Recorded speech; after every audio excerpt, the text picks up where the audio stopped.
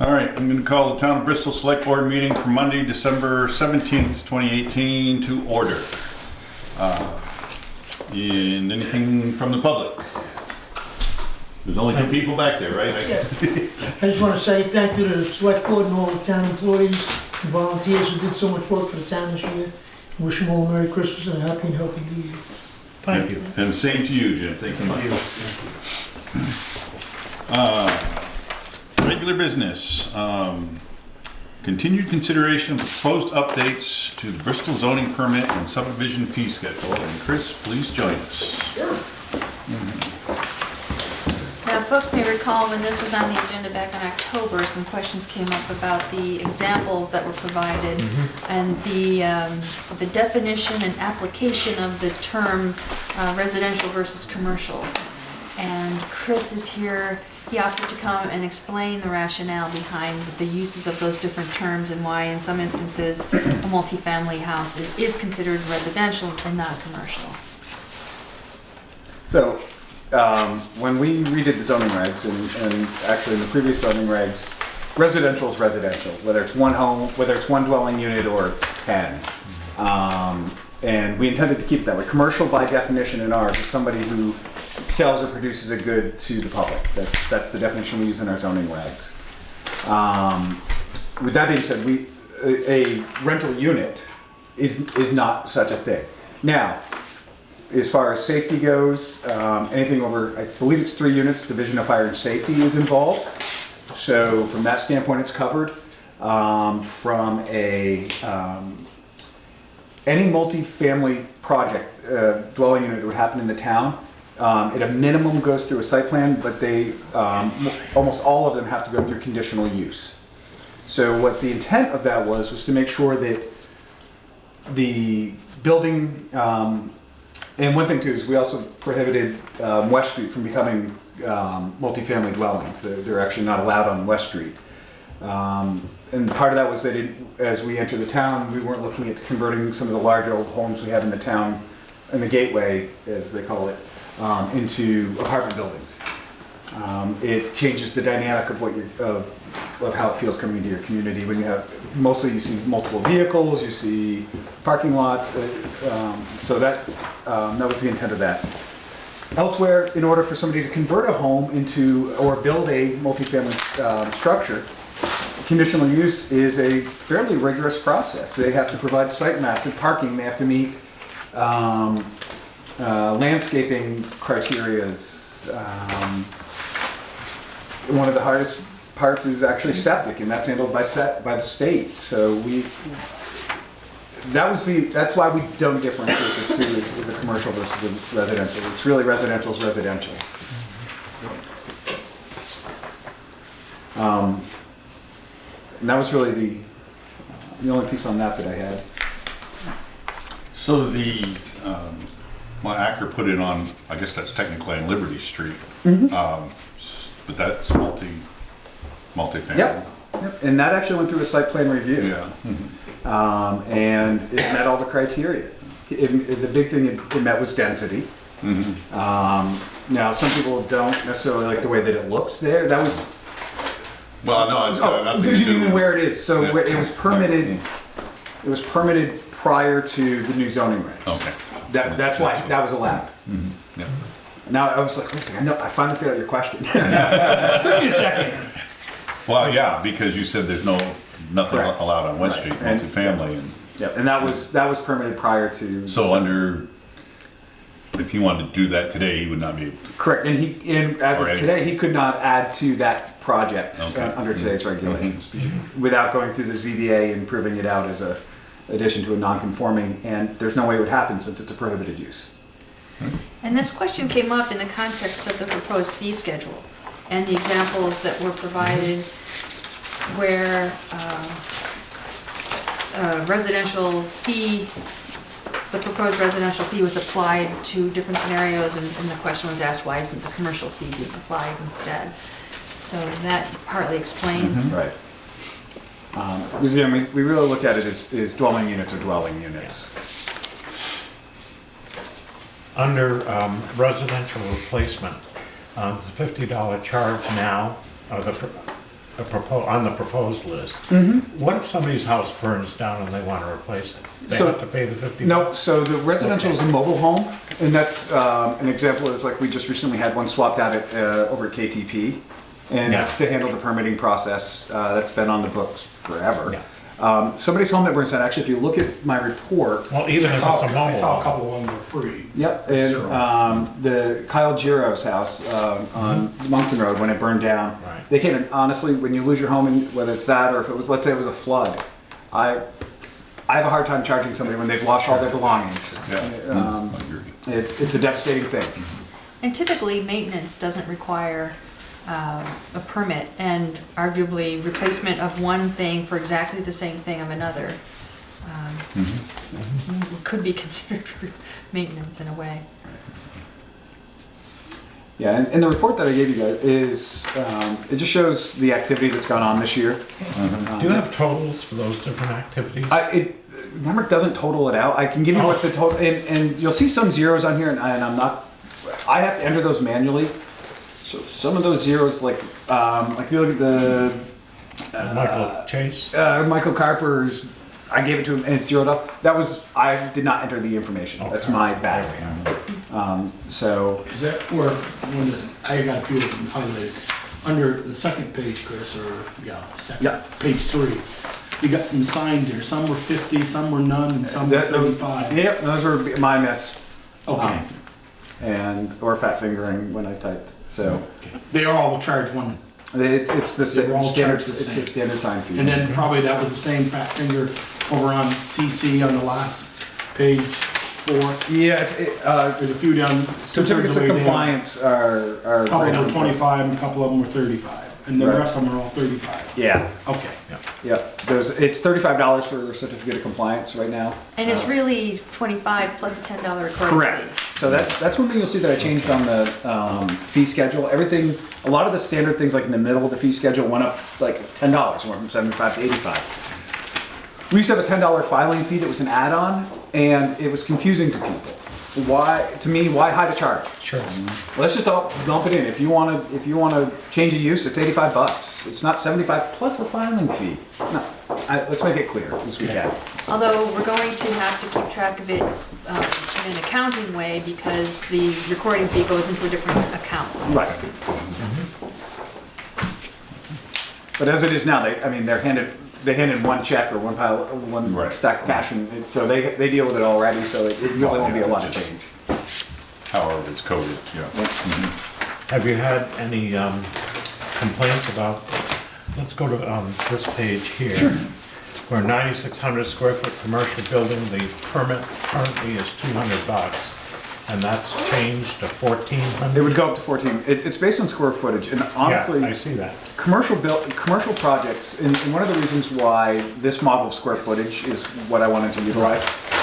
It's really the amount of time that's involved. A commercial project is from my end, is very lengthy. I happen to use the 9600 is a building that was done here. And it was everything from the working through the permit process, working with the applicant, spending time at the applicant's site, and sitting through the Act 250 hearing for them. Because, so there was, to me, it really quantifies the time and effort that's required for commercial. But there has been no pushback. We haven't used these fees yet. I'm asking. Yeah, for right, these no, fees. I know that. But- And I actually spoke with this is the applicant for proposed. this one, and this fee compared to the fees that they're paying, it's a drop in the bucket. It's terrible to say that, and I'm not trying to gouge the commercial folks, but it's just their Act 250 process was about 30 grand.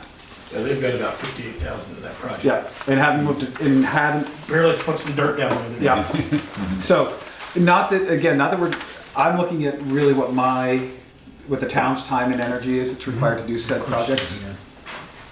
I was just commenting on the jump from 200 It is to a big jump. 1,400. And as you look at the comparison sheets, I Yeah. didn't make them up. I tried to use other. I like the model of basing it on square feet, both residential and commercial, because it really, smaller projects are easier. And as they grow in size, they grow in intensity for my office as well. Chris, under the one with no hearing required, then with a hearing, is 150 You could get into where you have 5 or 6 hearings, couldn't you? Per our zoning regs, anytime that you need a hearing, they should be lumped into one hearing. The only time that deviates is when we have a DRC hearing that then also would require a planning commission. And typically we only charge for one of the 2 hearings because we can't merge those 2. But yeah, we clearly state in our I'm zoning thinking regs. of years ago when we had almost a year of gravel pit hearings. Nope, $150 probably wouldn't cover those people around the table that cry. yeah. And so how does that? We lose on that one, I guess? We might, it's, Was the 150 hearing for cover the cost of the people or for the notice, for the, because you know. it covers the cost of posting it in the Addison, which is the paper of record. It's the fee to pay the salaries, I assume, for the planning commission, even though I think we line item salaries. I'd have to look at that real quick, but I think we do. Yeah, it's. And it's an extra effort for the findings of fact and all of the other documentation that goes along with a hearing process. I'm just thinking $150 is really a lot. Well, that's what I'm. No, and again, I think that's sort of. Continuation. It's all, those numbers are all over the place when I looked at them. I mean, if you look at the examples I gave you, it's everything from New Haven's $55 to St. George's $575. Oh my gosh. And St. George is not that big. No, I don't know if they're trying to make up for lack of volume. I worked out there for a week. I did increase ours because there is more, salaries go up, time goes up, the cost of the ads in the paper go up every year. So it's just, these numbers haven't been adjusted in a while. I don't remember the last time. I think, for some reason I want to say it's 2012. Go look on my wall, June exactly. I see one down at the bottom that says new retail on Main Street, so where does the retail on West Street or East Street or It would be the same. North Street? I just happen Where to does that fit in? It would be the same price? It would be basically the same concept. And I was So just that's trying a to. retail fee. Yeah, it's a change of Change of use. Change of use, because use. you're not usually building, Right. you're usually leasing. Yep. Yeah, like right now, if it was a service to a retail, that's a change of use. If it stays a service, then there's no. Service is a service. As long as it falls in the same category, it stays the same. But Right. or restaurant to retail or whatever happens. And we,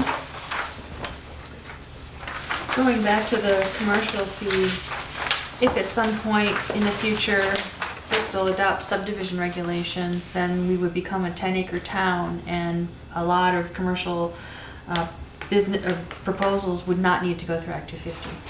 So those costs would be not on the table. I hope so. That's one of the things we're really working hard to change that as well. I'm working with the planning commission to try to get some subdivision regs because currently the only commercial space, the only place we have anything zoned commercial is in the commercial zone, which is down on basically South 116. And Stony Hill. And Stony Hill.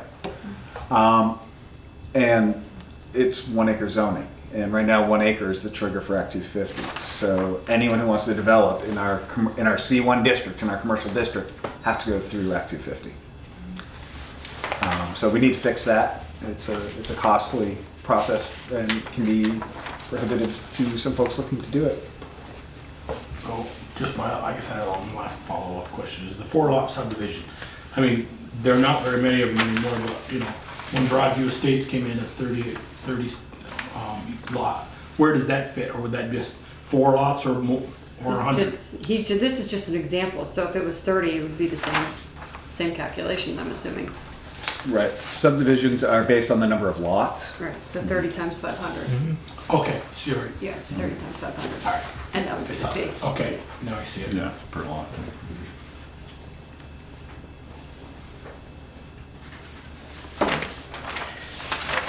So we kind of blended item 1 and 2 on the agenda, but the action item would be to see if the select board is comfortable approving the proposed fee structure, or if there are any adjustments you'd want to make to it. I think he I gives think whatever he's- answers the questions we had from the Yeah, last I time. think you did a good Yeah, job. Very thorough. Yep. Yeah. I tried. Yeah, I'll make a motion that we accept the new fees as noted. Second. Motion and second, further discussion. As of when? Yeah, January 1. January 1, yeah. Yeah. I would say January 1. Any other comments? Hearing none, all in favor of approving these, indicate so by saying aye. Aye. Opposed? Motion carries. Good job. Thank you. Thank you, Chris. Get my fees out before January 1. You buy that before January 1, you're good. Right, come on. Going on vacation. File one today. It's going on vacation for 2 weeks, so we'll be back till January 2nd. Yours being renewed. Should we? We'll get that. I recommend we jump to the all hazards mitigation plan adoption. Yeah. You probably thought that that was gonna take a lot longer than it did. This was happy reading. Yes, so in your. Oh, yeah, well, yeah, I already mentioned that. That was a lot of fun reading that. Yeah. And Andrew is here Andrew, from yes, the yeah. Regional Planning Commission. Oh, There he is, right? Oh, okay. well, Well, we'll jump back then.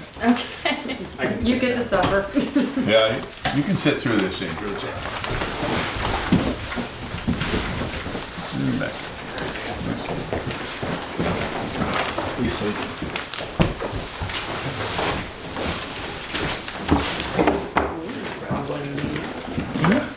Chief had to find a different seat. Well, I think they gotta go to first, right? Those car seats? They- I think they're car seats, I think. Yeah, Yes, of course. yeah, Yeah, they'll take them to the fire station. yeah, I hope not right now. yeah. We're ready for you. Oh, okay. Yeah, Time that, sure. yeah. Well, actually, we're about to skip over you.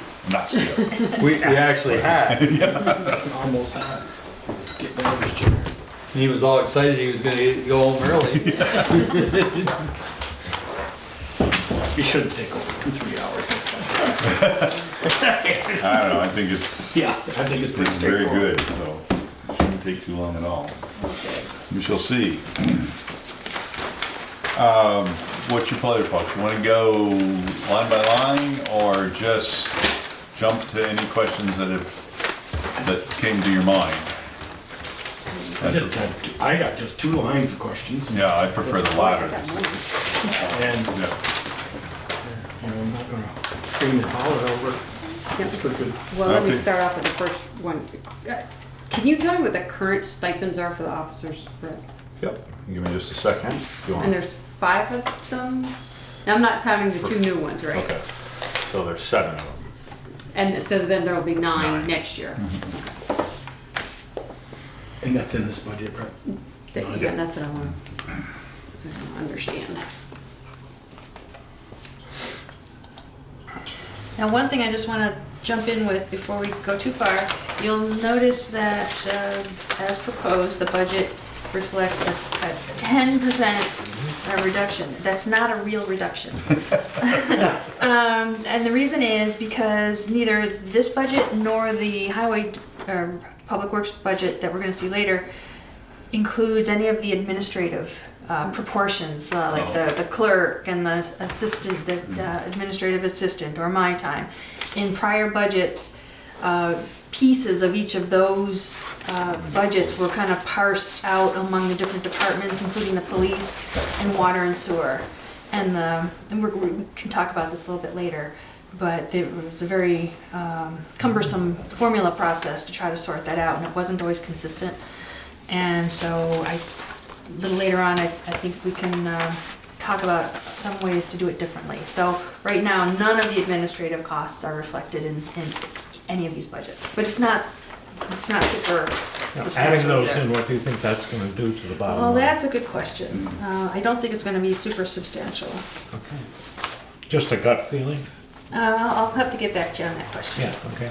Well, it's like, for the fire department, is it 2% or 5%? Something like Yeah, that. and it's not more than 5. And it's just of the benefits, the healthcare and Right, yeah, retirement and yeah, disability yeah. insurance. It's not all the other stuff. Mhm.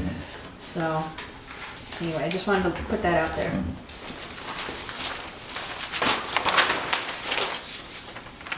Go ahead if you got that, Brian. Oh, I'm still trying to find Oh. last year's.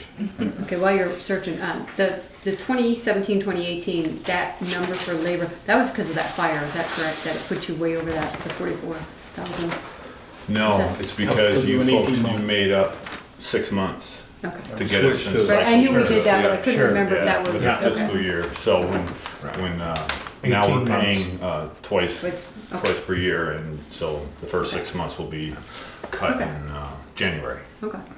Thanks for bringing that up, I'll add that as a note. Yeah, I think that's, That was 44, was 18 months Right. worth of salary. that was 18 months. Yes. Right.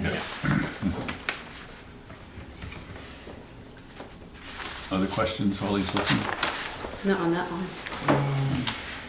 Your supplies line, that deals with like paper, copy stuff, those kind of supplies, is that Cleaning right? supplies, I mean, anything that doesn't fit into another line, which, and it's actually something I wanted to speak to you guys about tonight as we move on down, this is specifically regarding, building maintenance. I mean, I don't know if you've noticed those numbers, but Well, I got a circle, I got. we're gonna shoot right over that real quick. Yeah, you were 91, Not is even that, 6 months into the year. that 91, is that because we had the floor stripped and cleaned? That was all part of the budget?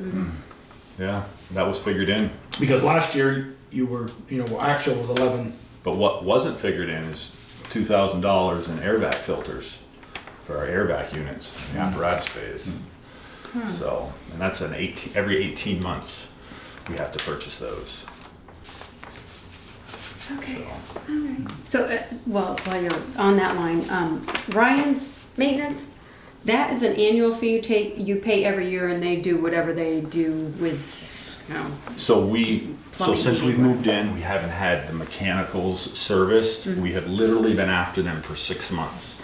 And the assistant chief is fighting with them right now, just to get them here. I don't know what the It's 'cause problem is. they're It's strict. that way everywhere. So, okay. Doesn't matter, it doesn't So we matter. haven't spent any money towards mechanicals yet this year. But yes, Tim Ryan gave me that number. You could figure on this amount for annual maintenance. maintenance on your Okay. mechanical systems. Okay. Yeah. So it's not like a contracted number that's just, No, that gets yeah, on the there's, account. That's what I was trying to figure out. The town from doesn't you. have a contract with Ryan's, Okay. so that was just a number to figure out. Yeah.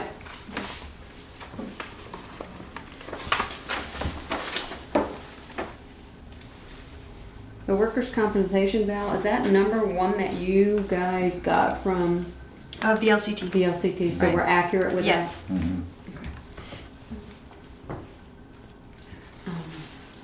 Telephone, I see that you have it at 3,600, but we went 38, close to 37. Is that gonna be really enough? Are we concerned that we're? So I would actually have to behind? defer to the folks here at the Yeah. office because we pay obviously our phone bill through the fire department operating budget, but I never have anything to do with renewing it or it's just they tell me what to put in my budget and that's what I put in for the Well, I phone just, line. I mean, we've cut close the 2 previous years. One we went over the budget. Actually, Last 2. year, actually, we cut over both of them, so I'm almost thinking you wanna put it up. Yeah. I mean, I don't know if you know what the numbers are, but. Well, we can look into it. And that is strictly phone. Right. There's no internet there. So, Do you wanna bump it up to 3,750?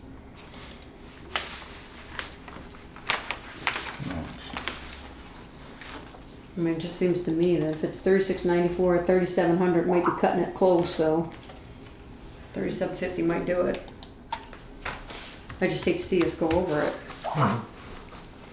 The actual is 1728. Yeah. That's only up to Halfway. 1130. Yes, Playing that part was of I the mean, noise. that's Yeah. pretty much 50%, so, Yeah, exactly, so Yeah. twice that would be 36. 34. yeah.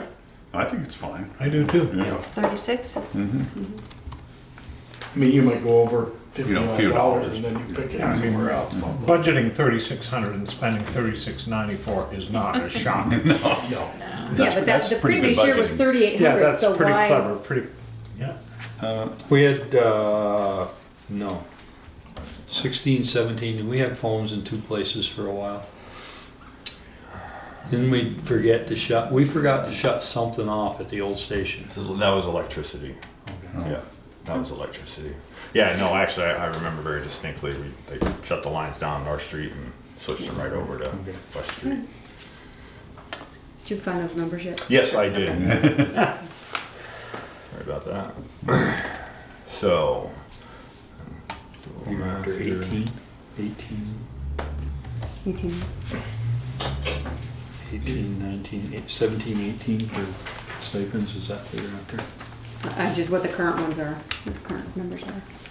If you, just real quick back to the telephone, if you take that 1728 and divide it by 5 and times it by 12, you're coming up with 4150.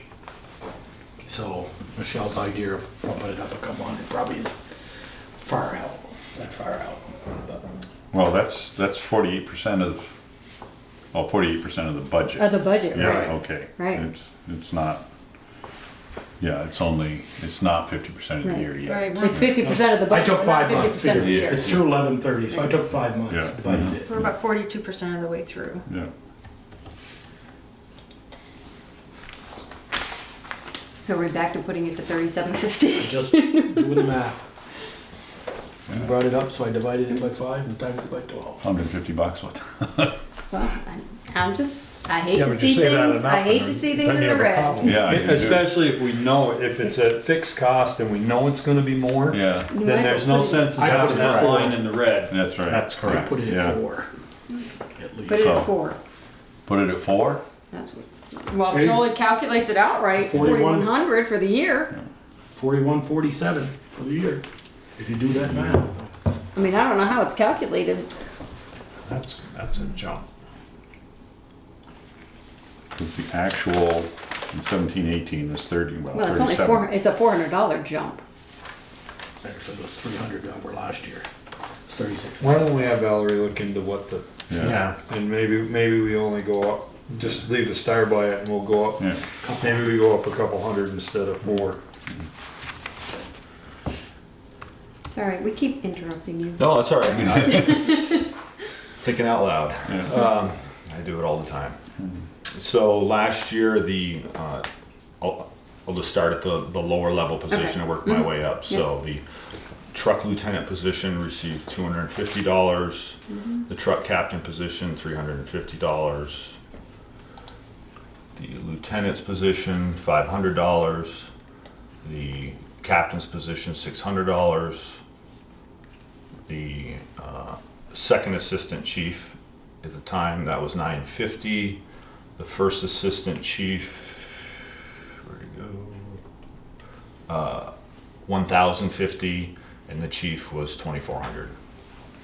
Now, do you expect those to stay? Well, let me ask you this. The 2 new ones, what will they be at? Those are, is it $500 each? I think? Okay. Got it right 500 here. each. Yes, 500 each. Okay. So it was actually one of the board members who came to me and said felt we should compensate the individuals who are overseeing the maintenance of the trucks more. So that was the reason for those bumps. Yep. And as the responsibilities continued to grow, so I bumped them, so I bumped everybody else a few. So yes, the total line this year we are looking at $9,500, and I can spell those out if you want me to. If you want to know how it's Sure. divided. That'll be 2019, 2020, right? That's correct. Yeah.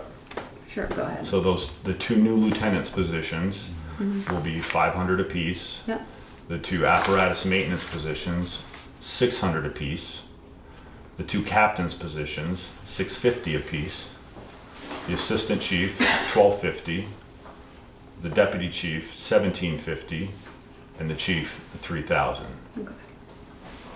And so the 2 totals top 9,500. ones, the last 2, those were the numbers that the town also advertised with the positions. Yeah. Just- Okay. So I think that brings it, not that we have anything to compare it to, but certainly for all the responsibilities these individuals have, it's more in line with, a little extra compensation for all that extra work they're doing. I think it's a pretty good deal, actually.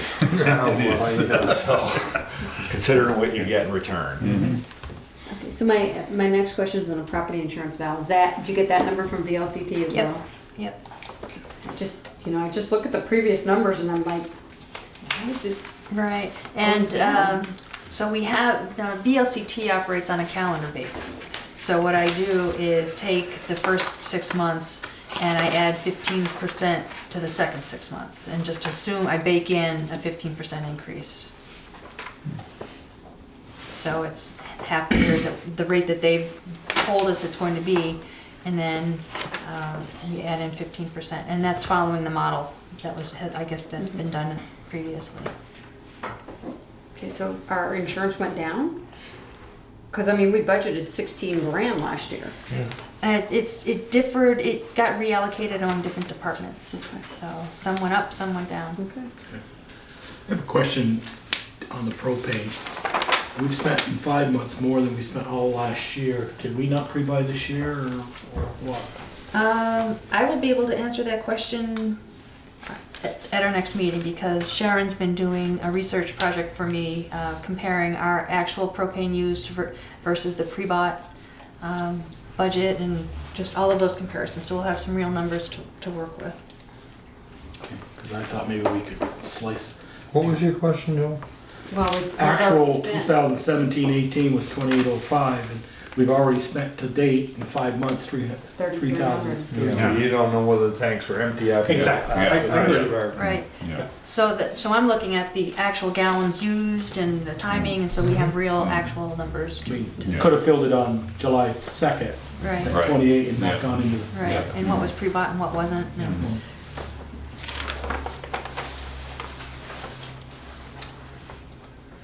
So,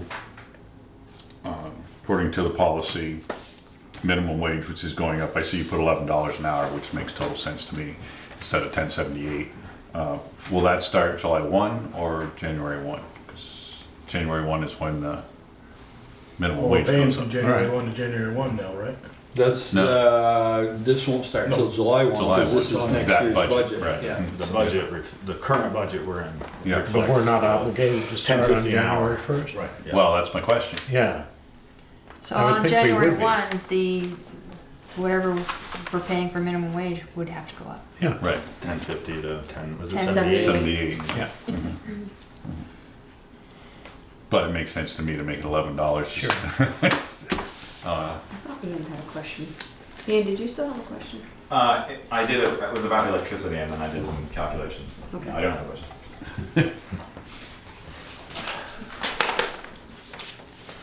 Anything else on page 1?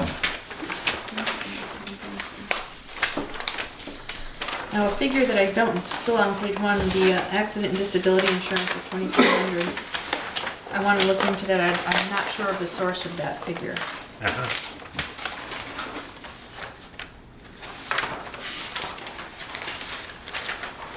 Except for that's what we paid last year. Yeah. Just follow it forward. If it was just that easy, you know? Right, yeah. Yeah. No, page 1.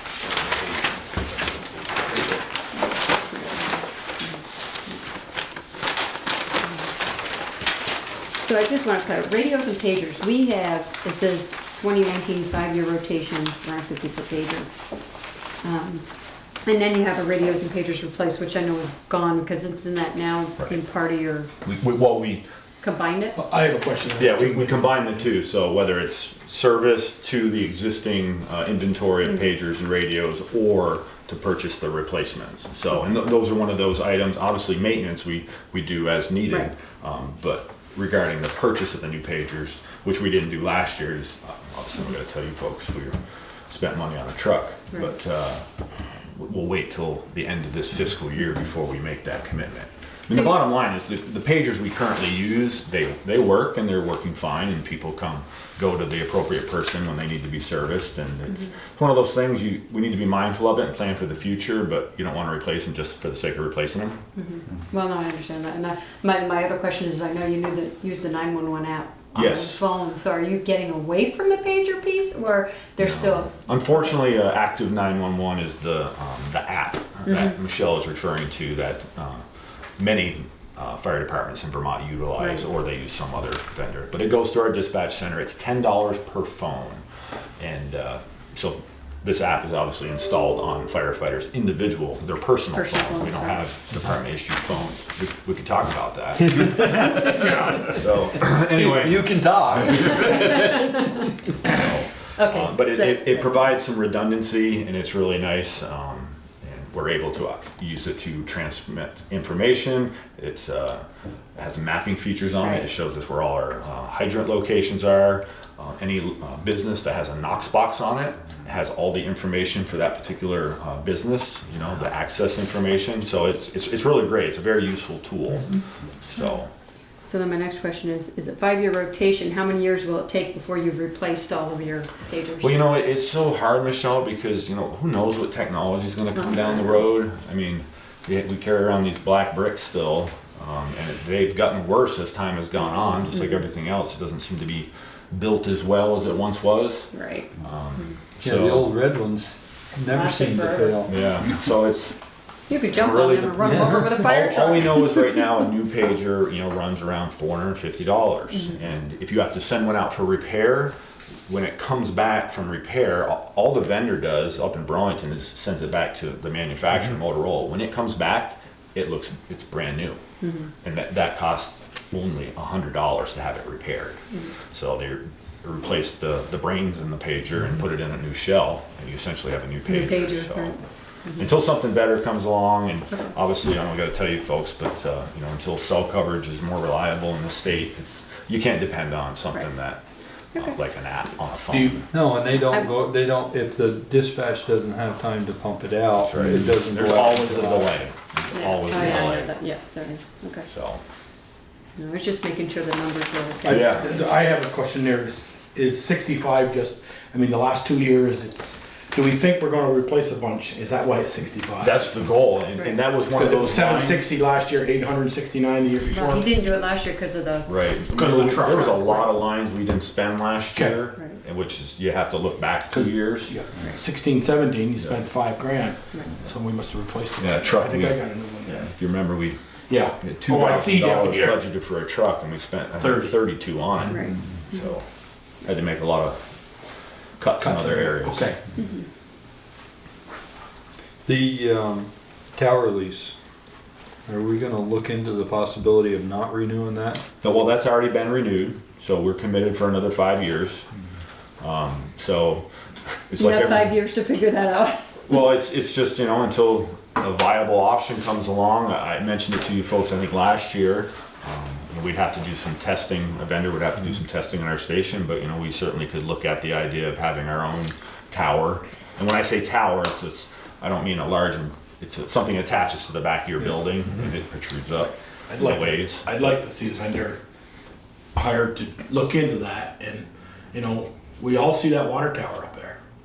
It's too close to the mountain.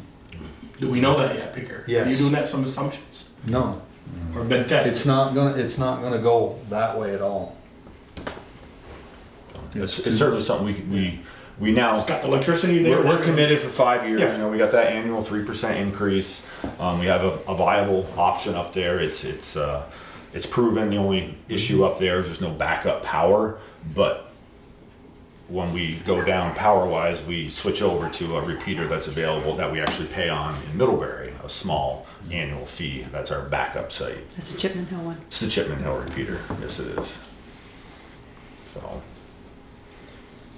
It would be at least interesting to know if, we lose a little bit, if we're way up in Lincoln with them and we can't get back, we have that portable one in the truck, Our mobile repeater. our mobile repeater. But But if that was a cost that we could get away with, yeah, the mobile repeater. though, $3,500. Yeah, that mobile repeater won't fill that gap. That's not. No, I'm not saying fill the gap, Okay. but if it can get into Upper Meehan Road and still get around from I'd like at least some testing. And if Peter says it's been done, I agree with then you. let's see the results. I think maybe in a couple of years, we you know, hire a vendor. A year we're doing well on our budget and see what it costs, but have them. The only agency I know that's done actual testing was the Bristol Rescue Squad, and I mean this was a long time ago. You know, Brian Fox was the president when they did it, but they went all over the 5 town areas to find out where the best reception was. So the best reception actually is in New Haven. So Which we have access to a tower there. that they have a tower installed there. Yeah, we installed a tower there 2 years ago. Up by the fire station. Yeah, that's higher than, or as high as we are now, and we have the option to go on that for nothing. For nothing. Yes. That was part of the deal of taking the tower down and getting it moved. Do they have all the, this isn't the time for this, but I just wonder if they have the infrastructure to support us. They have that outbuilding. They don't have an outbuilding, it would have to be in their station, but when they move their station, they will have to have an outbuilding Okay, there. okay.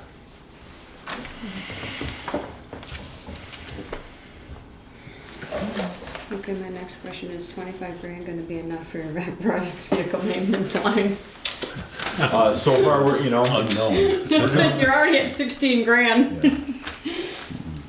well, we had, Put tires on. Tires on two big that was a trucks. planned expense. I mean, Yeah. it was, I think, about $5,000, was it, to replace the tires on Yeah. one truck. I don't know. But, the tires are 10 years old and they had to go.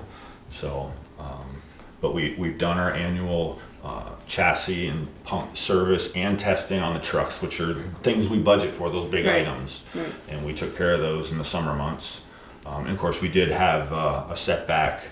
We had a blown hydraulic line on our engine tanker, which was expensive to get repaired. And of course, we had to have that vehicle towed.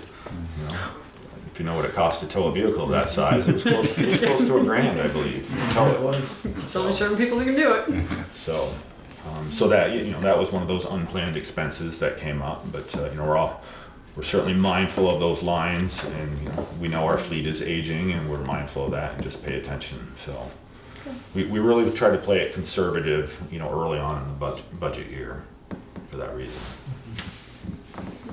Any questions?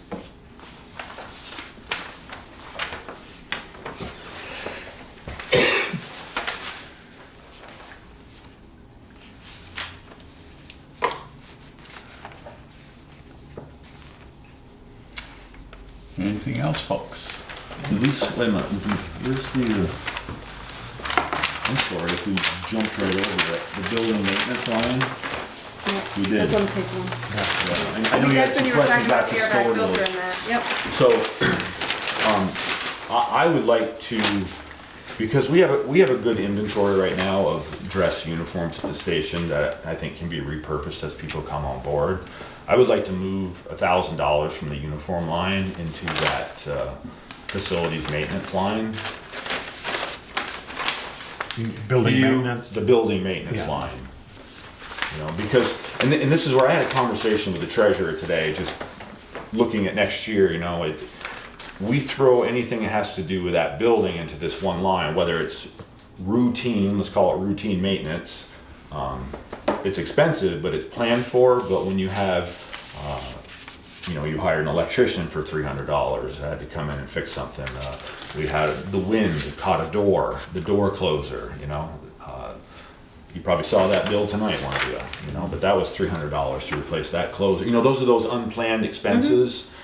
And maybe create a separate line for things like that, so we can better track when things break, opposed to those things that are planned, like cleaning and mowing, filters, So building repair. building repair. Yes. So, Do you want to start that? Why don't we start Do on you the want to line? start that line with that $1,000? sure. Yeah, that would be a great idea. So it would be, sort of not under maintenance, it'd be a repair. A repair line. But you're gonna take that 1,000 from fire and uniforms, but next year you're not gonna wanna do that, so why can't we just put a line item with $1,000 in it? I know it increased the budget, but I'd rather, Should any of I it mean, come out rob of, Peter, pay Paul, and then put it back. is any of the repair, just unanticipated repair stuff kind of estimated into that 12.5 right now? No, and that's kind of why we're at where we're at Okay. right now. Gotcha. And of course, those filters was the big hit. Like I said, those are every 18 months they have to be replaced. So And that's maintenance. And that's maintenance. It's a planned expense that we didn't plan for. And another thing that's not reflected on here, Valerie, I was looking back at our work from last year, is we can anticipate at least one, if not two. We have to pump out the water storage tanks. Everything that drains into the fire station, it gets captured, and it has to be disposed of properly. So if we get in a position, when we have to pump those, you're looking at, I think it was between $700 and $800 to pump those. How often? And that's, I think once a year is fair right now, to be that's pretty conservative, but we're doing a good job about only hosing off stuff when absolutely necessary inside. So obviously when it's below freezing, we can't do anything. And that does not appear in building maintenance right now? No, it does not. Okay. So did you want to bump that up to 13,000? Well, I think with Michelle's idea, I mean, maybe that extra $1,000 goes into that regular maintenance line of the station, and maybe just start out with $1,000 or $1,500 for that. What you call it? The fire station Repair. Building repair line. repairs. Thank you. So 1,000 from uniforms to go into building maintenance, and a new line of $1,000 for building repair. Yep. No, we're saying leave the building maintenance the way it is and add a new line, No, building he's repairs? asking- Is that, no, or is he's- that what you're asking? he's Up the asking. building maintenance by 1,000 and a building repairs line of $1,000? I mean, Move $1,000 from the uniforms to the current fire station maintenance line, and then start a new line. Okay. So that would become 13,500. Yes, Okay. well, And then Well, what new do you- line of 1,000. Oh, that's, There'd be a new line, a repair line, Right, plus the building maintenance would Would go increase to up 13,500. total between the two, yes. No, I So- don't think we're talking $2,000. yeah, we are. Yes. $1,000, which will come out of the budget that's already The there. uniform. So what Plus a new- about, So it's only increasing $1,000. Right, Gotcha. yeah. Yeah. Yep, we're good. so what about the question next year of uniforms? Are you comfortable with that? I'm very comfortable with our inventory. So you'll and leave it so at the- 3,000 next year, or you're gonna be looking? Nope, I can really see us, we've had our dress uniforms, which are the expensive items, long enough, and with turnover, we do a great job at keeping them clean and maintained. They're, we got a great inventory and things that people can fit into as they come and go, so. For the audience and the crowd and the TV, thanks for Desiree Laundry, who Yes, dry cleaning for free for us. yep. Thank you very much, Desiree. Your fire department does a very good job at taking care of their equipment, I can tell you that.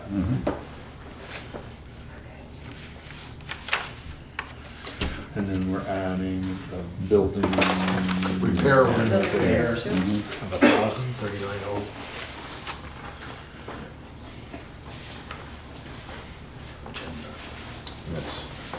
We're into our third year in that facility, and, would they say it would take 3 or 4 years before you come up with kind of some regulated numbers, but a light switch goes here, something breaks there, and it's just the cost of having a facility, and it's just things we weren't accustomed to on North Street.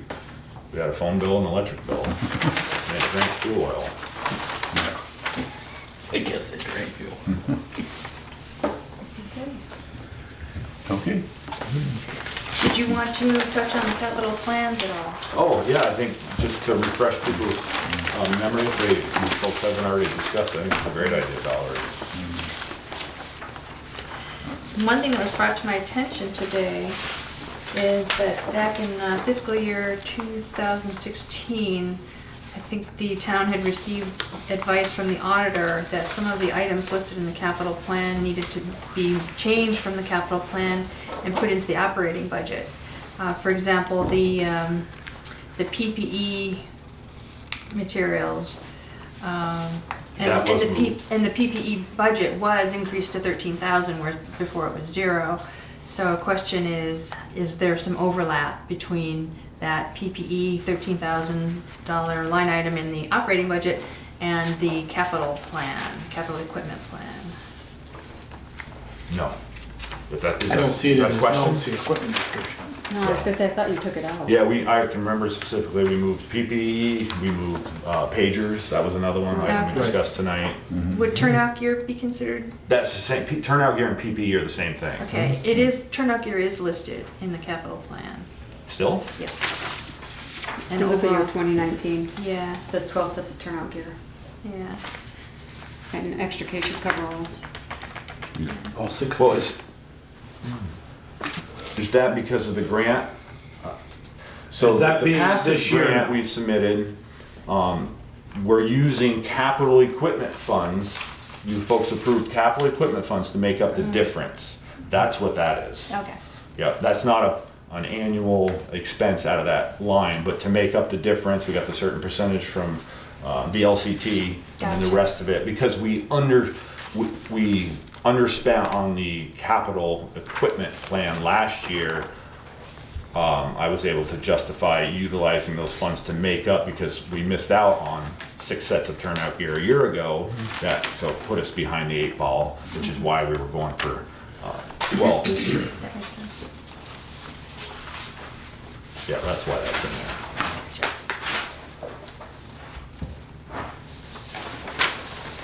That was what, back in August, I believe, you guys, we just got fitted for that stuff 2 weeks ago, so. And last year, you might recall, we switched from the 2-cent tax assessment to a flat $70,000 allocation for the vehicle replacement. And so that was $70,000 last year. This year's going to be increased to $100,000. We're taking the 30 from the bond payment and Exactly. asking to add it to that. Right, Right. But if you look at the numbers here, that's a necessary Yes, unless, sure it is. yeah, Yeah. unless we're going to borrow money when Right, it's unless that you was want the to have the goal, bond yeah. payment. yeah. And there's never a good time to spend money, but having that bond paid off, this seemed like the opportune time to ask the taxpayers to just reallocate money that's already being paid for into another line so we can catch up on our apparatus. So we are in need of replacing an engine. So we're just keeping our fingers crossed that all the work we've done on the last 2 years holds up. You don't have any more catastrophic issues. I think the only thing we want to do in all our budgets is where we have these capital funds, when we do our total increase, that we add these numbers so that it's realistic. Oh, so people see what they're paying. So they know exactly what they're paying. Yeah. That, you know, because we're taking $30,000 out of this budget and we're putting it here. So whatever you save here, like you said, what we save in this isn't realistic Right. because we're just putting it in a different line. Yeah. And I think we wanna do that with all our capital funds where we shift money. Cause we did it in the highway department with the sidewalk. Yeah. We took that money out and put in the fund, so I think it's only fair to the taxpayers to make sure we make them aware of that. It's more transparent. Yes. Yes. Good point. Break it, are you talking about breaking it down by department? Yes. Showing? Yeah. So right now it just shows a lump sum. Well, no, it doesn't show a lump sum, but we took $30,000. $30,000 came out of your operating budget because your bond Went over to payment was in there and it went over to capital. So your Budget Your and that bottom comes out. number here. Number. your 311,000 down from 346,000 isn't. Accurate. Doesn't accurately. It is accurate, but it's Yeah. not. It doesn't tell you. The tax what went, it the went. taxes didn't lower by that Right. percentage because they went over somewhere else. And But we still need to explain that it's prudent to be putting Oh, yes. that much money Yeah, aside. and Yeah. honestly, I don't think we put enough. And we made it clear next year that we were gonna do that. 500,000? so. I don't think that's enough. No, by then, I the think it's fire gonna be truck probably 600, 600,000, yeah. Yeah. Yeah. I think we're gonna be. Well, then that may be Which a is just discussion to have ridiculous. next year. Right. Put more And money in. there's other options the town can consider, you know, if we get put in a position, you know, you can lease fire trucks now, you know, maybe we borrow a small percentage of money.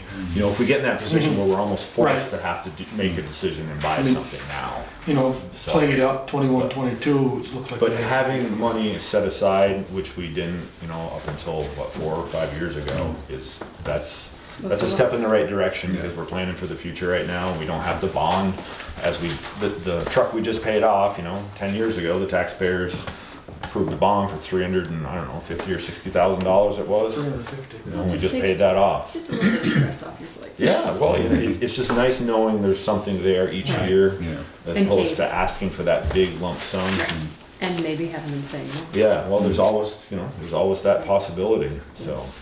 Yeah, and there's a lot of cost in bonding. It's a higher level than just a regular 5-year loan and, you know, the interest, the compounding interest, and so, yeah, I think this is a good approach. Do we invest any of that money? Do we invest this money? Like at least in the CD or something. Who invested, he's asking. Yeah, that's a Jen question. I don't know the answer. I doubt it. I doubt it. I could- Not that you're gonna make a great deal. Not right now. Yeah, I don't know. Okay, thank you, chief. Thank you. Thank you. Appreciate it. So in January, at the January 7th meeting, we're going to revisit the rec department budget and the police department budget. And we're going to start to look at the overall, how they all come together.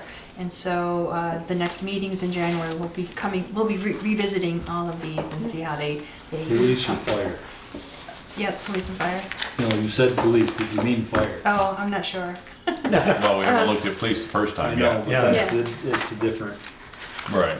it's just for the report, it's a different, Yeah. it's a whole, It's not part of the general budget. so to Right, speak. right, It's in the right, police right. budget, yeah. But anyway, so we'll have a chance in January to look at the big picture on how all of these come together. Yeah, right. Is it appropriate for me to ask a question, fire department related question, not related to the budget at this time? Sure. Yeah. So the town clerk asked me if any of the officers, particularly the chief and the deputy chief, are sworn in. And I said, no.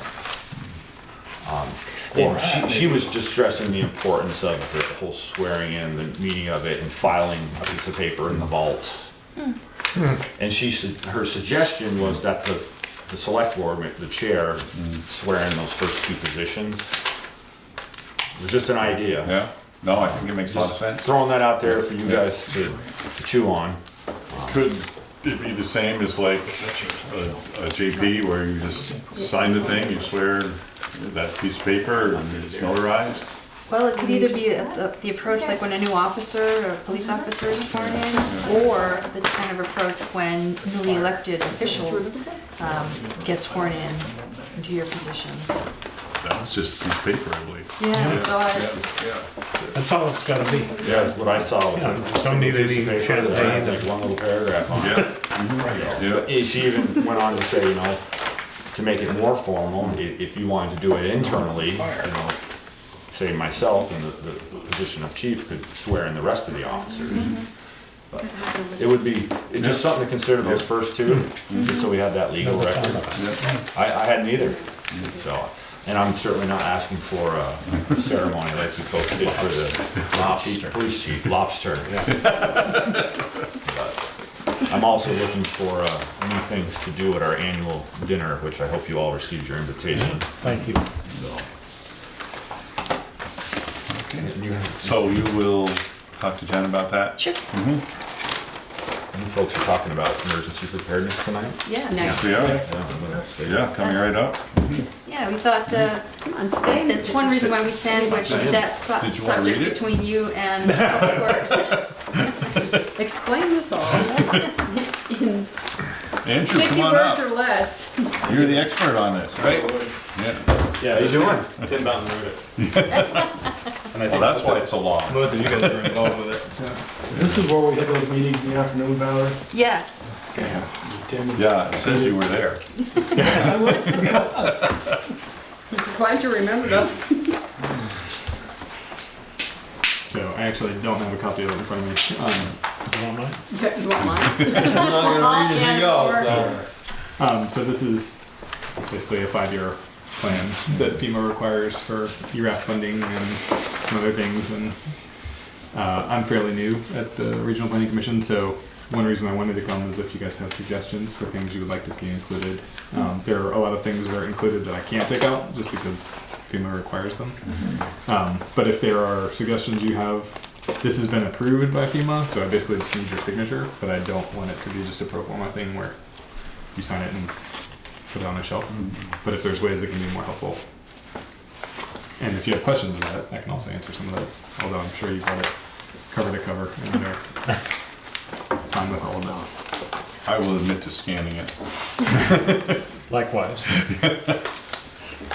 Well, I found it to be helpful in a lot of different ways, and I also found the FEMA review tool to be helpful because it highlighted the strengths of the document, and it also highlighted areas where the document, where they would like to see the document improved in some way. But part of the purpose of the document is to reflect back on the variety of disasters that the town did experience, and how severe were they, when did they happen, just the variety of them, like windstorms, floods, ice storms. And it's a prompt for us to think about how prepared are we to deal with these things going forward, and what can we be doing now, what can we be planning for now that might help prevent or mitigate these things, the severity. I mean, we can't prevent a flood from happening probably, but how can we be prepared to respond to it and minimize the damages. And some of the strategies include certain capital investments or other projects to plan and budget for over time. So I thought this was a very helpful tool. And I think would be good for folks to just familiarize themselves with it and think about it as we go forward with our emergency management plan. It's also helpful if there are grants or things that you can point to it and say, Right. look, we've said we need this thing. Right. Yeah. So the fact that it's articulated in the plan gives us a leg up for resources to actually get some of these things done. So Eric, you've read this whole plan then?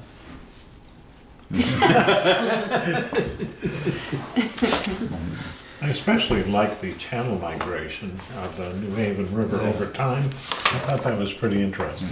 Yeah, Tim, when I moved into Tim's office, he had a giant poster of that on the wall, which you may have seen. So, yeah, but it's a good demonstration of things in flux. Well, just seeing how it's changed between the 98 and the 04 floods, and how the entire river has changed. And it's much wider in a lot of places than it used to be. And this, on that subject, that this document overlaps and should overlap with the town plan, which is currently in the process of being updated in the early stages. We need to make sure that these plans communicate with each other and they reinforce one another, because that gets into the land use planning and the land use regulations that affect the floodplain.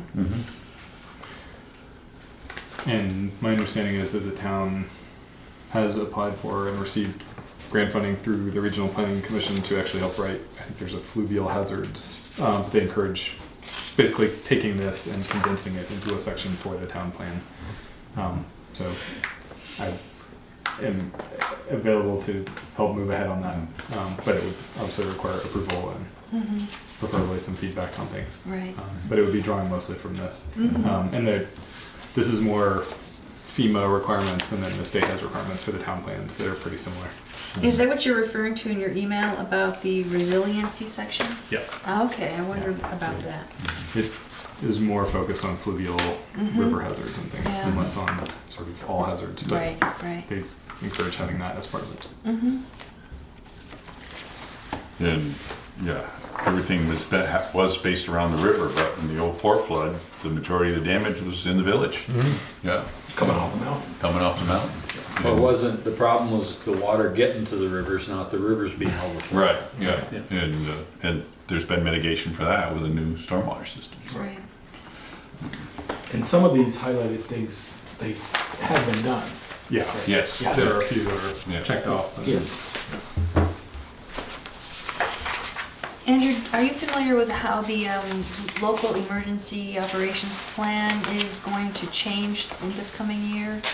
Because we've operated from this standardized template for quite a while, and I understand that that's not the way going forward. It has changed. It's, I would say about half of it's exactly the same. And so I can help with whoever's wants to be working on that. But basically to move that information over, but then there are some additional requests for information on who would open an emergency operations center and contact information. And it's fairly similar, but they are just asking for a little more detail on who's actually in charge of specific tasks should something happen. Is that what we got?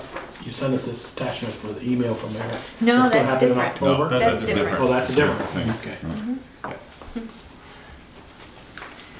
3 days of something here. Exercise capsule. Yeah, we'll get to that in a little bit. So the select board tonight can either accept the plan as it is, or if you feel that some adjustments are warranted before approval or subject to, approval subject to certain things being changed, and now is an opportunity to do that.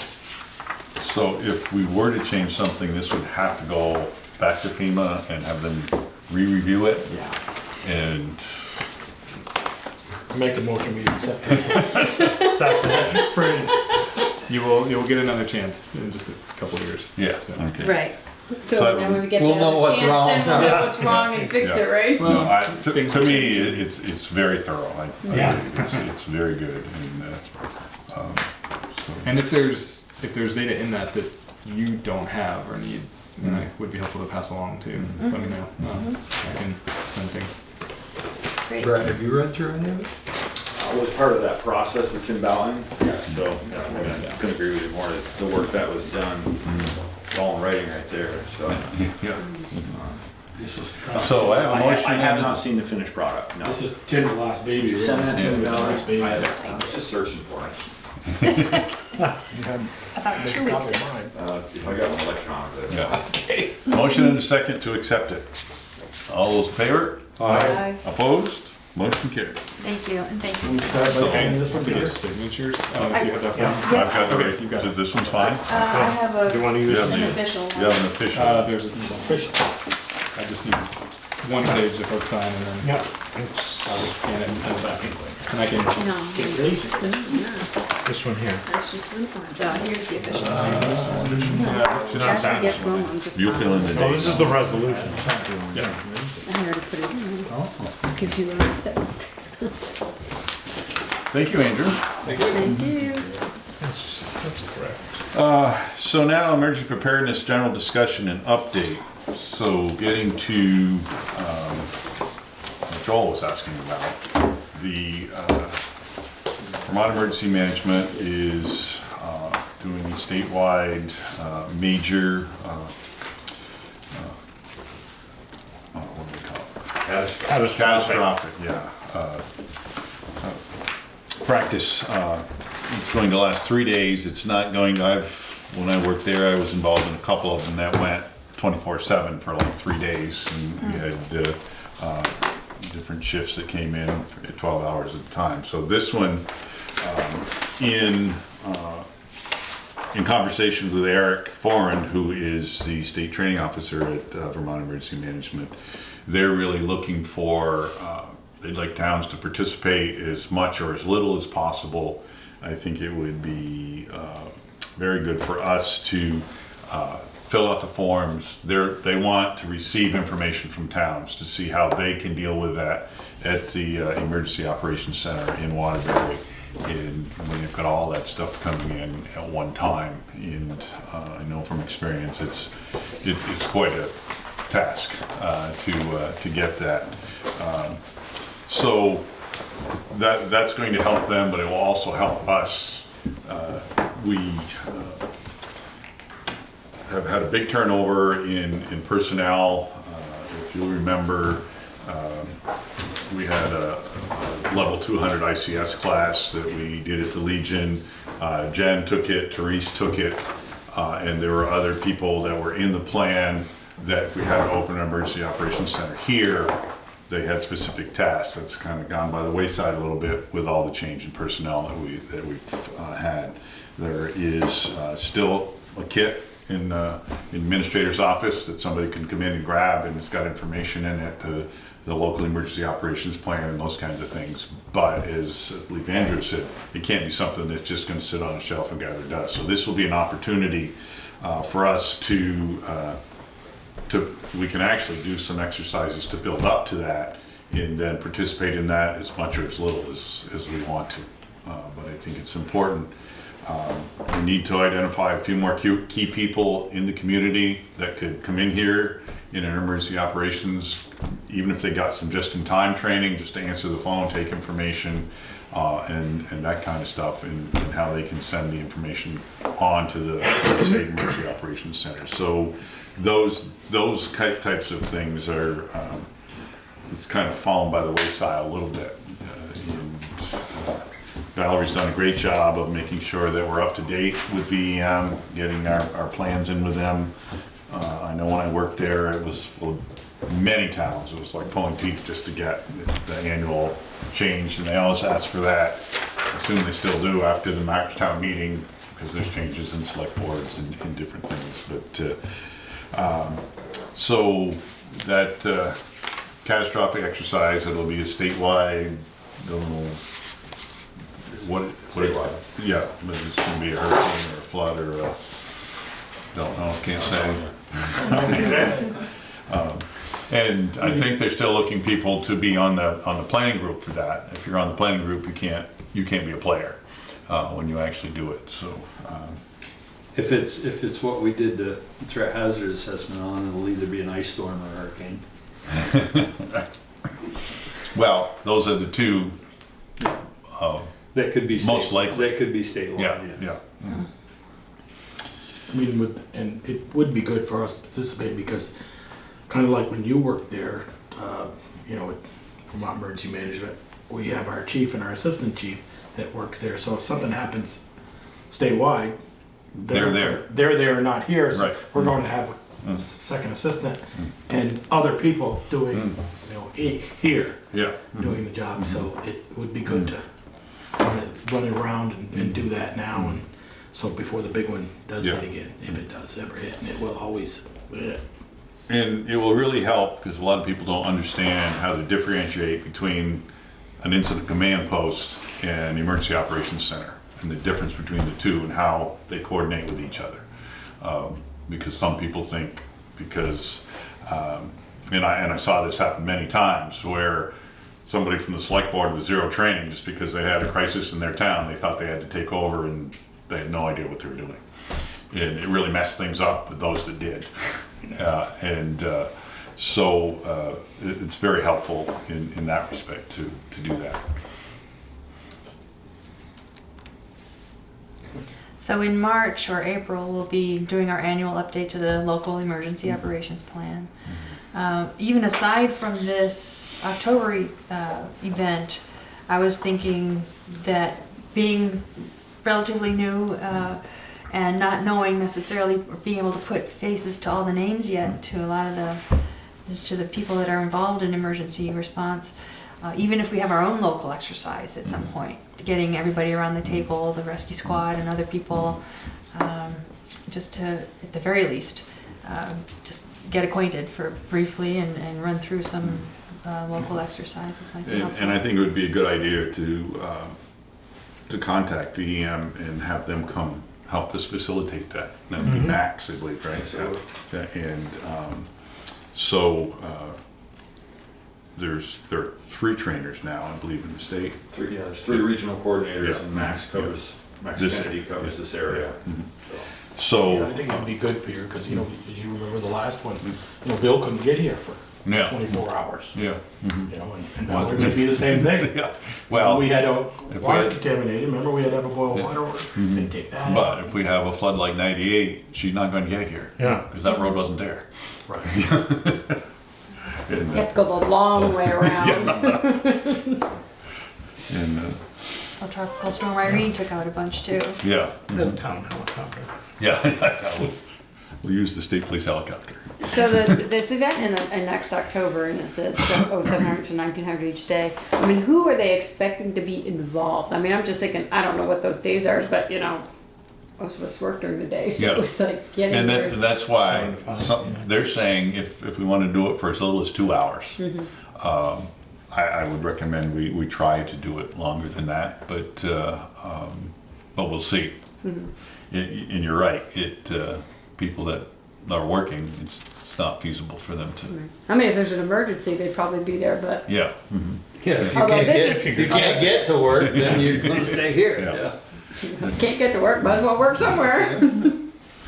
But those are the types of things that we need to look at. Who do we have that work here that will be able to get here? Right. And that are local and can possibly get here, and who works out of town that may or may not get here, and what's our backup, and how we're going to do that. So I think that's really important for us to relook at that. Good. So that's just informational at this Right, point, yeah. right. Mhm. Right. So thank you. Budget workshop, Public Works. One last question, if I may.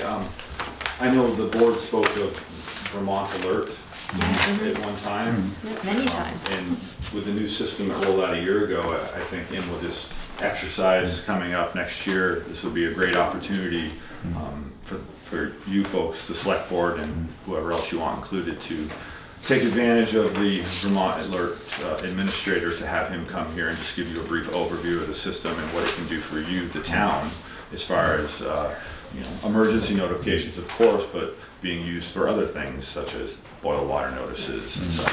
The sooner we can get that done, the better. So, Well, and getting people around here to be aware, get on it. right, and because they rolled out that new system, obviously there's rat cards and such available. You could certainly insert them into regular bills that go out, like a water bill or tax bill. Because that goes to everybody, wherever it's going. It takes awareness, and the town has to adopt utilizing Vermont Alert. We did You last year. already have done that, that's Yeah. right, you have done that, so.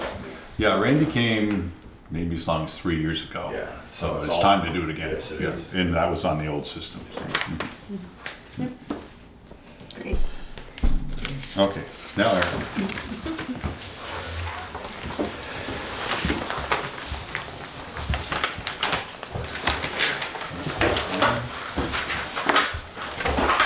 No. I didn't know if we'd get here or not. I saw one of the trucks out. Well, they're all out right now.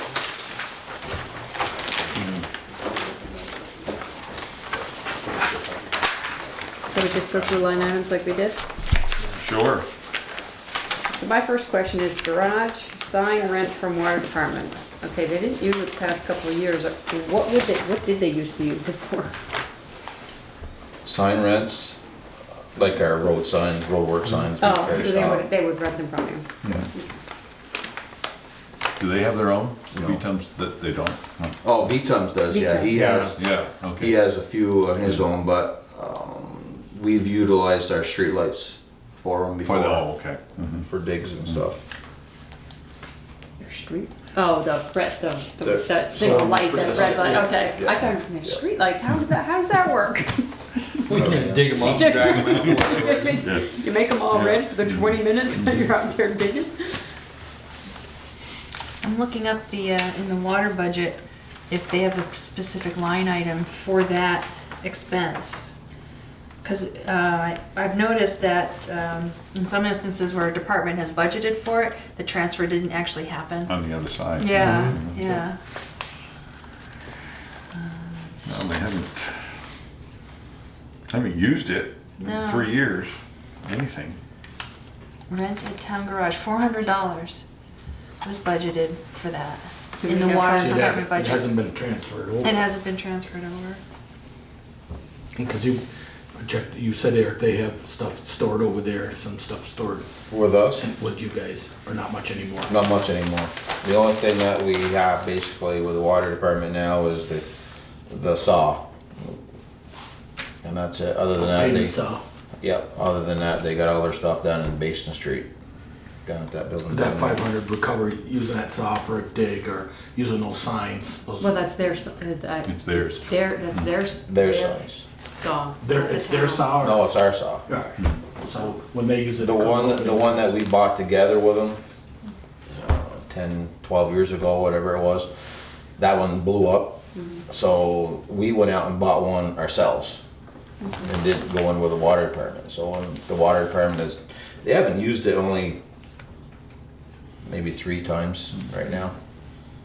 So they don't use it very much. I think Sally actually has one of his own. Well, it was ironically, I think when they did the repair here in November or October down Yeah. here, there was, in his notes there, going to Middlebury to get a saw. He rented one. No, yes, he did, he rented So one. maybe we ought to, that was bad Communicate, because you might as well communication. rent it from us. Rent it from us, then He knows we Pay us have back. it. He's borrowed it going, before. making the time of an hour trip down to Taylor Rental and back. I think the reason with that was it was on a Saturday that he did it, and of course, we don't work Saturdays.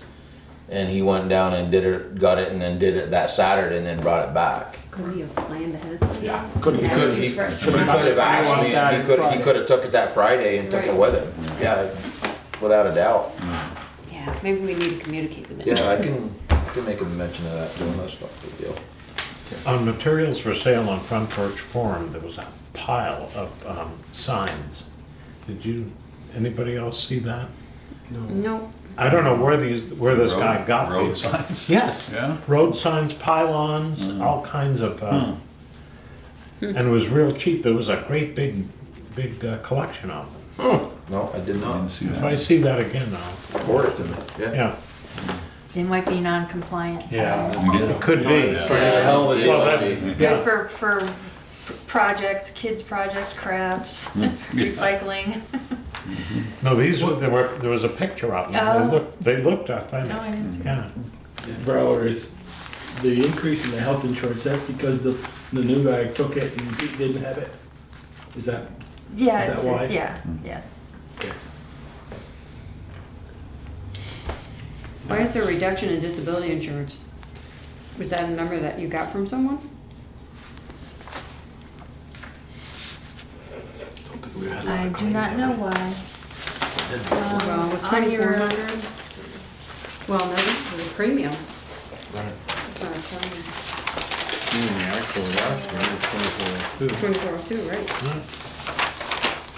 Let's see, that figure would be coming from.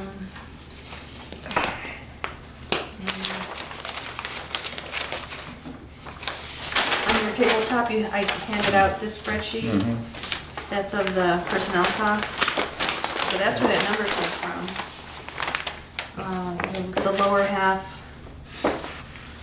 The lower half of that spreadsheet, highway department, going across life and disability. We can double check and see if those need to be updated.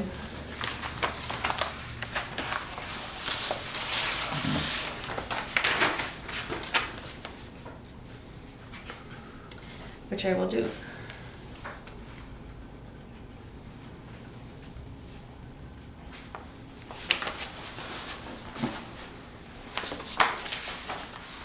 Okay.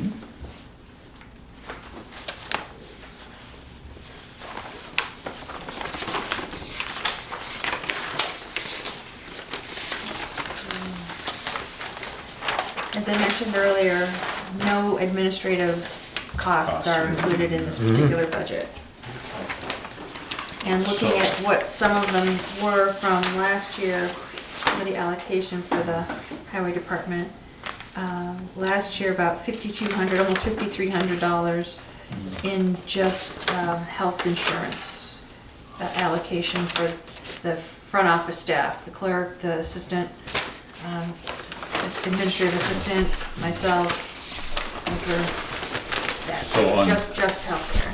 On this sheet, we're getting total costs for each employee. Total, right. So it doesn't matter how it's divided up. Right. Bottom line is here. Right, it's Yeah, all in there, yeah, right. okay, so, yeah. So which, if you got percent here, percent here, it's still, down here, it's the Right, same. it's Yeah, still the yeah, general yeah, fund. mhm, Yeah, all yeah. coming out of the same place. Coming out of the same pocket. Right. Yeah. Parts, you've got 13,000. Last year you spent 14. Are we sure that 13's enough? The truck. Yeah, that was for that international, now we got, The new we one. shouldn't have the expenses. Yeah, but you have other trucks. Well, Yeah, a year older. We got rid of the problem truck. Problem That truck. truck cost us a lot of money. Okay, so you're comfortable that Yeah, I'm 13,000? comfortable with that, yeah.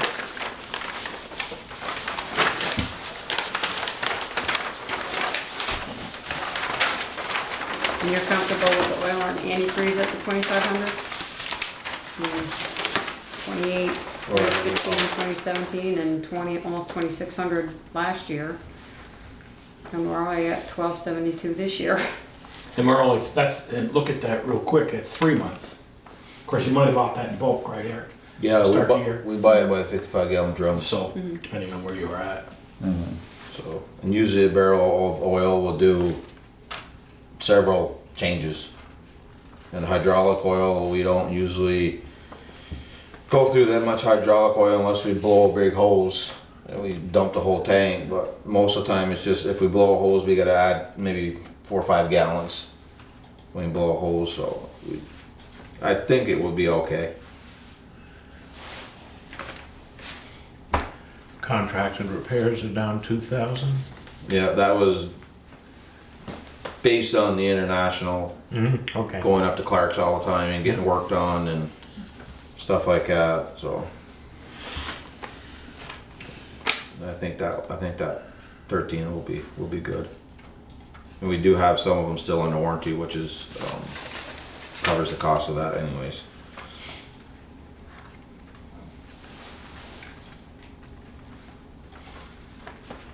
And your supply line, you're okay with that 5,500?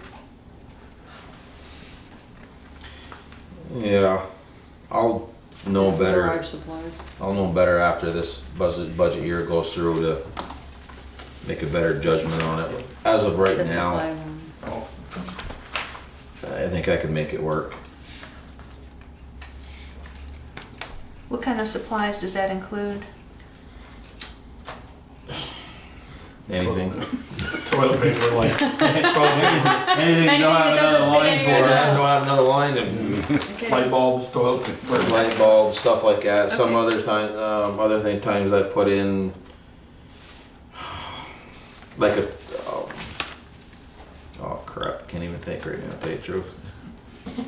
But yeah, I mean, Light bulb. anything to do with the garage, I try to put in that line, so, you know, water nozzle, brooms, things of that nature. I think, garage supplies also is for the torches, or the gas and stuff for the torches.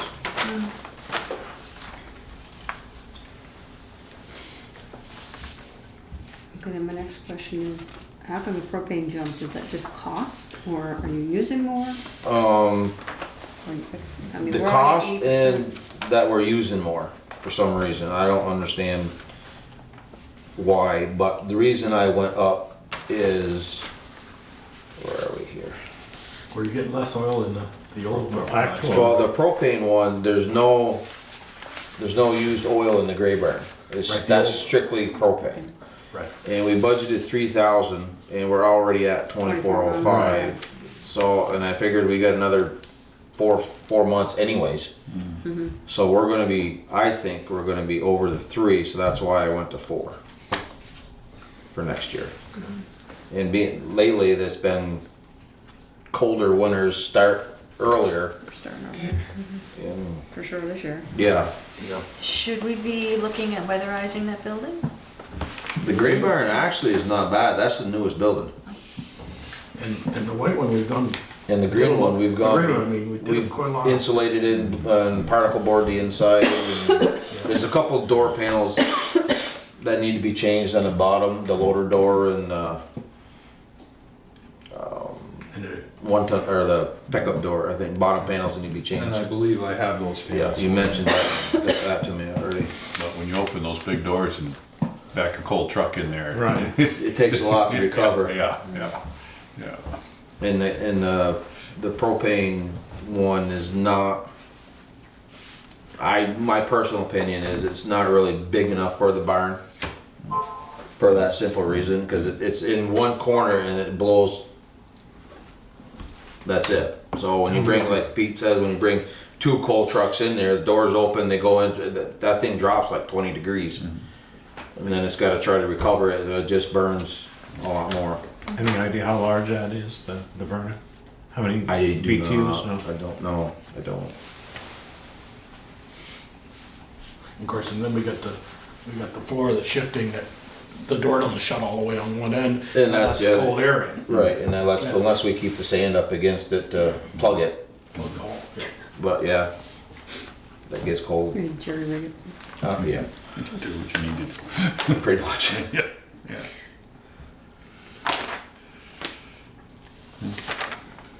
Other questions of Eric?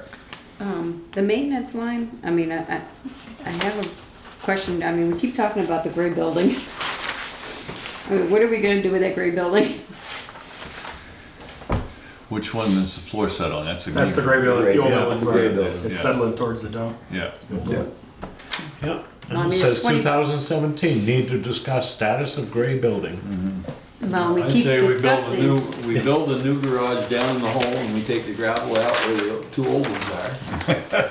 Then we won't have to buy gravel for the next. Oh, you'd have a lot of gravel in there. Well, and that's my next question, we're talking about that, and we're talking about, you know, capital equipment. I mean, this is really a building. It should be coming out of there, so It needs to come out of capital building. we don't have a capital building fund for the garage, the No, town, we do, for highway. the town has a capital building fund. Right. Yeah, well, there's not a whole lot in there. No, there's not. No.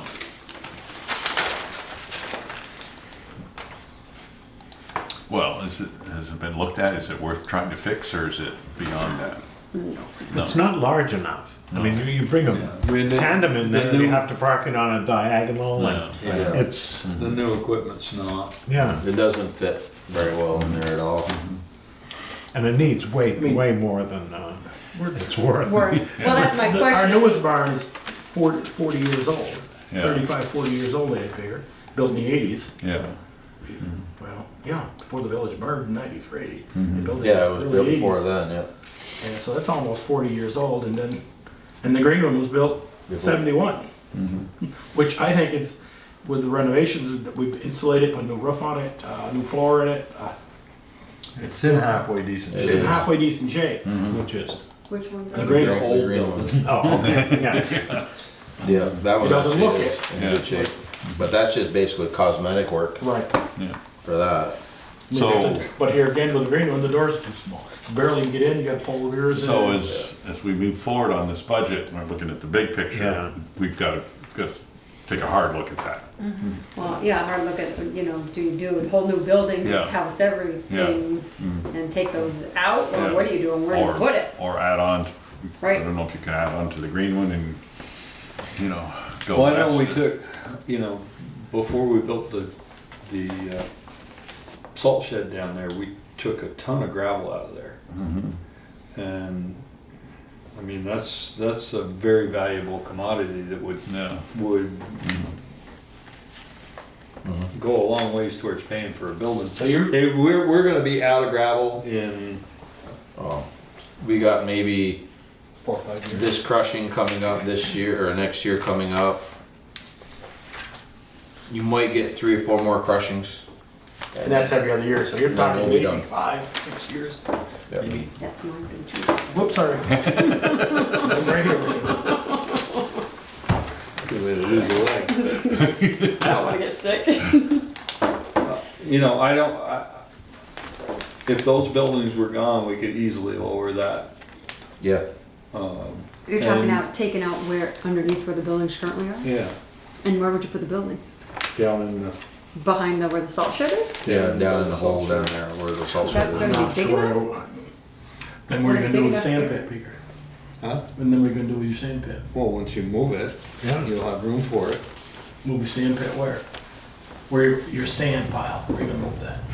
Can that go in the old gravel pit? It could go in a gravel pit, it could go down in the landfill. Yeah. And the old The old landfill. But the problem is, okay, you wanna load one truck with sand, then, right now, it's perfect. Yeah. The truck It comes is. in, Well, there would load the be- salt, that's why we put the salt shed down There there would next to be the. some inconvenience for There a little bit. for a few I think years, I would there like to be. see us, if they were both leveled, and built something right there. Now that we don't have, yeah. Well, but if we have an asset there that we can make money on, or save money on, not make necessarily, money we don't have to spend to buy gravel from somebody else, if there's a spot for it. Would it be feasible just to put the new barn where the green barn is, and then you'd have that whole area between there and the gray barn you could dig out? I think Or this no? is something we're gonna have to Yeah. get Yeah. somebody to figure out, look at Yeah. Well, I before think you really talk. one of the things that I've thought about as I've thought about this is it's a hole to get down into the salt shed. And Yeah. I certainly would want to make it more gradual than what it is now if we're doing everything there. It may not be feasible. Boy, I don't know if there's enough room, but it's something we need to, To look at, yeah. Keep- Right, and plan High on on- in the capital building fund Yeah. and, Yeah. you know, take that into consideration for Yeah. what we Yeah, put by in the there. end of Is the January. older barn in good enough shape to move? Pick it up and move it? The old one, probably not. No? We've had But you this- already said it's not big enough though, right? Yeah. For the trucks and that go in there. The tandems, no. Even in the old barn, the green one, it wouldn't fit. Yeah, that's why the tandems are over to the. The tandems are over in the old gray village one. barn. With the new truck that we got now with the all-angle plow, that plow has to come, it's got to straighten right up in order for it to fit. And then the Mack, that one goes on the left-hand side, and that's got to come in on an angle in order for that to fit. So you have to park them a certain way, in a certain Yeah, order, in order to get them all. yeah. Okay. Best building we got over there is we put our salt in. 'Cause it's fairly. Well, let's just move 5, salt 6 years and old, put all 7 the- years old now. Yeah. Yeah. 6, 7 years old Okay, now. all right. Well, how would the select board feel about authorizing an expenditure from the capital building fund, a sum yet to be determined, have me put together a scope of work and advertise for an engineer to do this evaluation? I'm guessing it would be between $10,000 and $15,000 maybe. But I did a similar project in Waitsfield with that town garage, and that process was $8,500. And that was focusing on an addition, but still, it was a complete site analysis and all these other things, but. Yeah, I mean, That makes it very may be, good it sense. may be something somewhere in between, like lowering that site 10 feet instead of going all the way to the bottom. I would want the person to examine all of those options and Yeah. take all of those things into consideration. I mean, at that rate, you're gonna do one of two things. You're either gonna gain more level ground, or you're gonna have a How much totally is in our clean site. capital building fund? I'm looking at last year's balance. I don't have the current balance right now, but last year it was about $77,000. And that was before the 30,000 was added to it, so it's, Got it close to that. yeah. And we've nibbled around it this year I with think that's a painting really, and. yeah. I'm not opposed to doing that, but just the $1 million question is the $1 million. I mean, Starksboro built one that was $1 million. Heinsberg, I haven't been in it yet, but I saw it in the Heinsberg record that was Way over 3.1. And it could be phased. Where are we gonna, I don't wanna do a study and then have it sit on the shelf that we Right. can't do something for 5, 6 years Right. or longer. So part I'd of the rather scope do it- would be what can be phased. Yes. Yeah, Yeah. I think that's a great idea. yeah. So Along I with the can, other And things Starksboro, the other things we've got on the burner. Right, Right. yeah, yeah. We need to Just in look at all buildings. Yeah. this. Yeah. I mean, this is really the last building, large building we need to take care of. We've done the fire station, we've done this building. we've done well, the fire Howden station. Hall needs a good paint job, Yeah, so well- that's gonna be a chunk. You don't have It to- has for a few years, hasn't it? let me see, that would be 2006. Yeah. 12 years. You touched the nerve. I know. Well, you know, it's hard to get more than 12 years out of a 5-year paint job. Yeah, it is, yeah. It's hard to You're doing well then. You painted it very well. Yeah. But that was Dennis Jackman, actually. Yeah. Yeah. Okay, yes. Okay. I think the consensus is to go forward with that. 'Cause Okay. we need to do something. We can't Yes. just continue to talk about it. And, Right. and we'll see what the bids come back at, Yeah. and then decide from there whether to authorize the expense. Can we do that here? Can we Well, do that? don't we have 'Cause something we where kind you of- can't discuss money or Have a make brief- decisions on money if it's not on the agenda or something? No, No, this is I'm just just gonna do a scope of work Yeah. and put it out to bid and see what we get back. And I'll work with Eric on the scope of And work. there's a, you know, then there is some, I mean, I think the speakers hit it there, if we lowered it 5 to 10 feet, but, you know, there's other, you know, we use it for a Saturday drop off. There's a road that comes and then goes into 3 houses there, you know, at the very corner. There's a lot of, Yeah, there's a lot. There's a lot Unique you things take over into there. consideration Oh, yeah. over there. you know, right. Yeah, lowering the site 30 feet would be ideal. There'd be a ton of material there that would take us into the Yeah. beyond our time. But Yeah. it's not. I don't think that's. It sounds good, but I don't think it's I think feasible. it's gonna work. Well, that's why we need to. But you need to do more samples to see, Yes. so Yeah, the to look next at. one is Professional. built, not Yeah. gonna crack and fall. Cast his eye on it Yeah. and come up with a plan. All right, any further questions on the budget? Yeah. Okay. Your salt line, Yeah. I thought I had heard that the prices were going up, so do you think 55 is gonna be enough and, okay. Go out. I mean, I know you buy it bulk, but Right, this year's price was $79.80 a ton. It went up $5 a ton from last year. well, I'm just thinking we're starting, the And- winter started earlier this Yeah, year, and so. then I just was conservative about it and put 5, but realistically, the $5,000 only gets you about 3.5 loads. That's it, in the scope of things. 3.5 loads does how many storms? One? It depends. Ice storm? Yeah, pretty much. Yeah.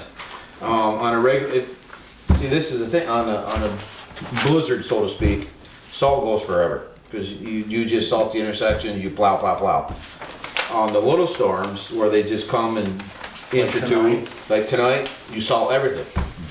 And then tomorrow morning, depending on the weather, of course, we'll be back in again, cause it's supposed to snow shower most of the night, and you salt again. So they're, every time out, let's see, Jared's got 3 buckets, I got 2, Josh has got 2.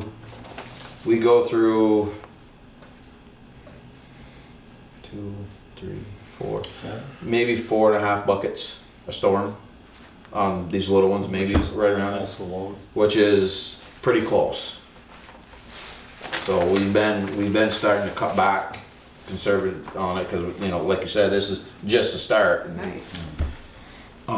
So we've all cut back on what we're using, so the rows maybe not bare as quick. It may take a little longer to get them there, because we're trying to use less salt now. But yeah, I mean, I just went conservative on it and put $5,000 in for it. Do you think we should bump it to 60?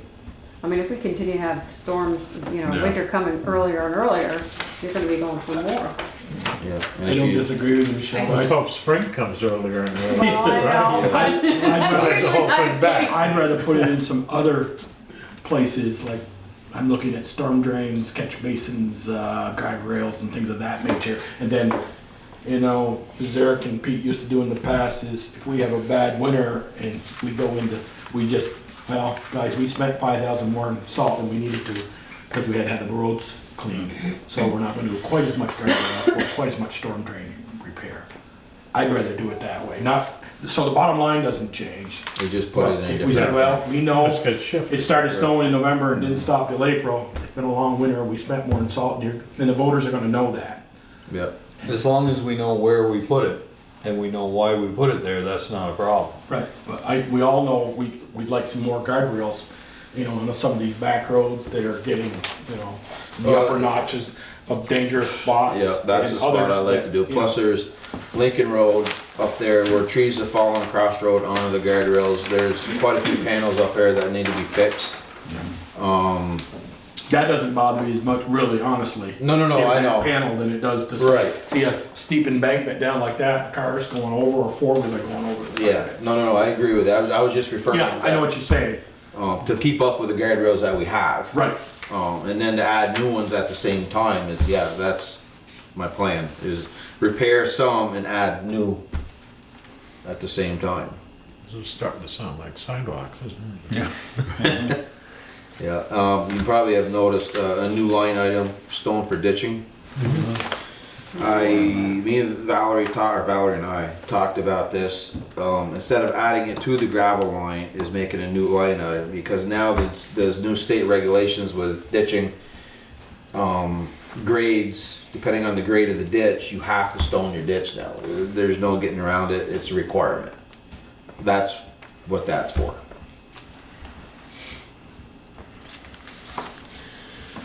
And $4,000 is gonna cover what they That's what's just are going announced to be that. requiring us. It would cover, I think, Picker, you can tell me if I'm wrong, but it would cover the amount of ditching that we do per year. Okay, and that is sufficient to That be okay? keep the state comfortable? Yeah, because as long as you don't ditch, you don't have to stone. Yeah. So when we go out ditching, say for example, the Notch Road that we're gonna pave next spring, we're ditching the hill coming down Lynn Hill.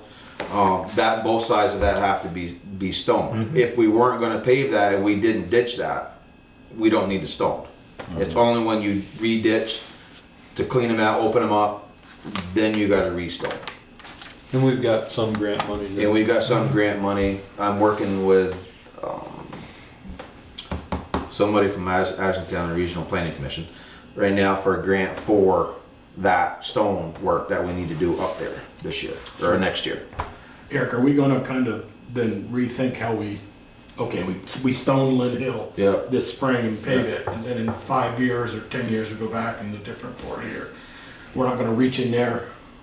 That is, that's a big concern with a That lot has, of towns. with a lot of towns, and I asked, we went to a class when we did the iPads, finally got to go to the class and do the iPad. I asked that question, and the response I got from them was, as long as you take the sand out on the top of the stone and leave the stone, You don't. you're fine. Because they were, yeah, exactly. They were saying that you have to clean the stone out, take it somewheres, Wash it. Screen it. Separate it. separate it from the fines and everything, and then put it back. And that's what Peter was referring to. A lot of towns were peeved because it's an added expense to the town. Do you have to put the stones back in the same order? Oh, we have to count them, mark them, and they have to go back, jigsaw. Yeah. But yeah, so because of the reason of the towns, I think the guy said as long as we just take out 2 of the stones, we're good. Can you get a So pressure washer we'll in there? see how that goes. Can you do with a fire hose? And just No, wash the because sand? then you're washing the sediment into the rivers. Yeah, I mean, if you had a collection thing at the end, Big sum, Okay. then take the sand out of that and put it on the roads. and then put it back in the pile. Yeah, there you go. That's another Recycle. good point. Recycle. Yeah. I have a question You though. can't use the sand because it doesn't have any grit in it. And then It's been all on the the road. stones are gone. So Not it's exactly fine. being. I know you're not. Your pavement marking lines, pavement markings. Yep. We spent nothing last year, but didn't you guys read like Pavement. markings? Yeah. Yeah, was that Page for like 2. even the crosswalks? Yeah, that's I Did you haven't. guys do that? And the ones down on South Street, you relined the fog line? Yes. Yeah, we did that And the last cross- time. Zero number. Pete he had already bought the paint for that, and So so, there's no cost. there. a minute of your time. And so I used all that up last year or this past summer. So now this coming spring, I'll have to buy paint, and that's where that'll come out of. Okay. So it's stuff, you use stuff you already had. Yes, I used stuff that he had already purchased. So there's no labor involved. Okay. Part of, well, there's labor, it's just part of the labor. That's up line. under the labor line. Yeah, that's up here. Okay. Just like ditching, there's no labor line. Yeah, right. Yeah. Unless Yeah, I it's was gonna over. ask about the storm drainage too, you have $1,000.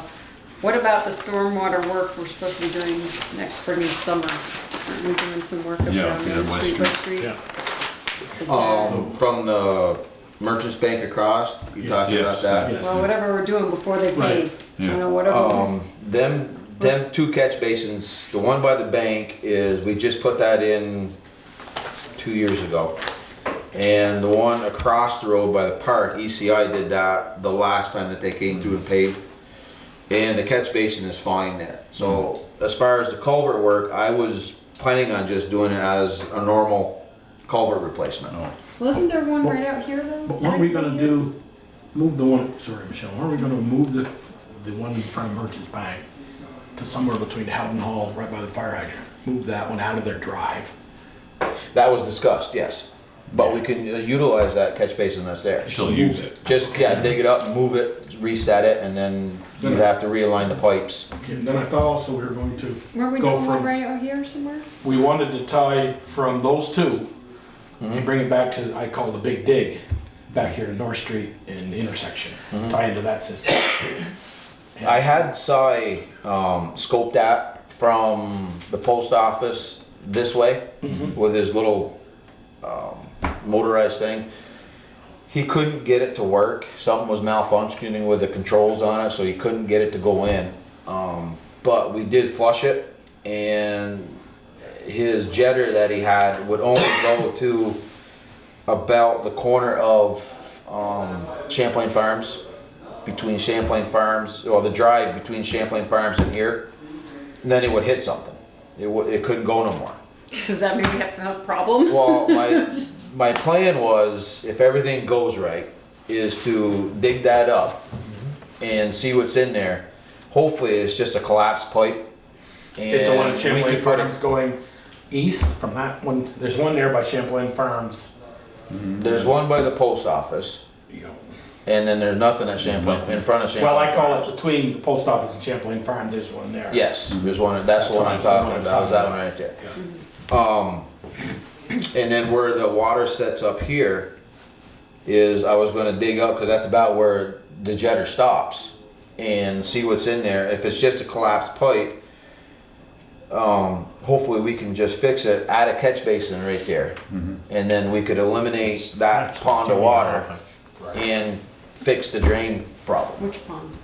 The water, the one in front of Champlain Farms? Yeah, by the drive, The one we always going in the complain about? alleyway, yeah. Well, Yeah. we also have one in front of the post office, and Right. that drive, Yeah. yeah. Right in front of that drive. Now, would you envision this happening at the same time we're doing the one in front of the bank?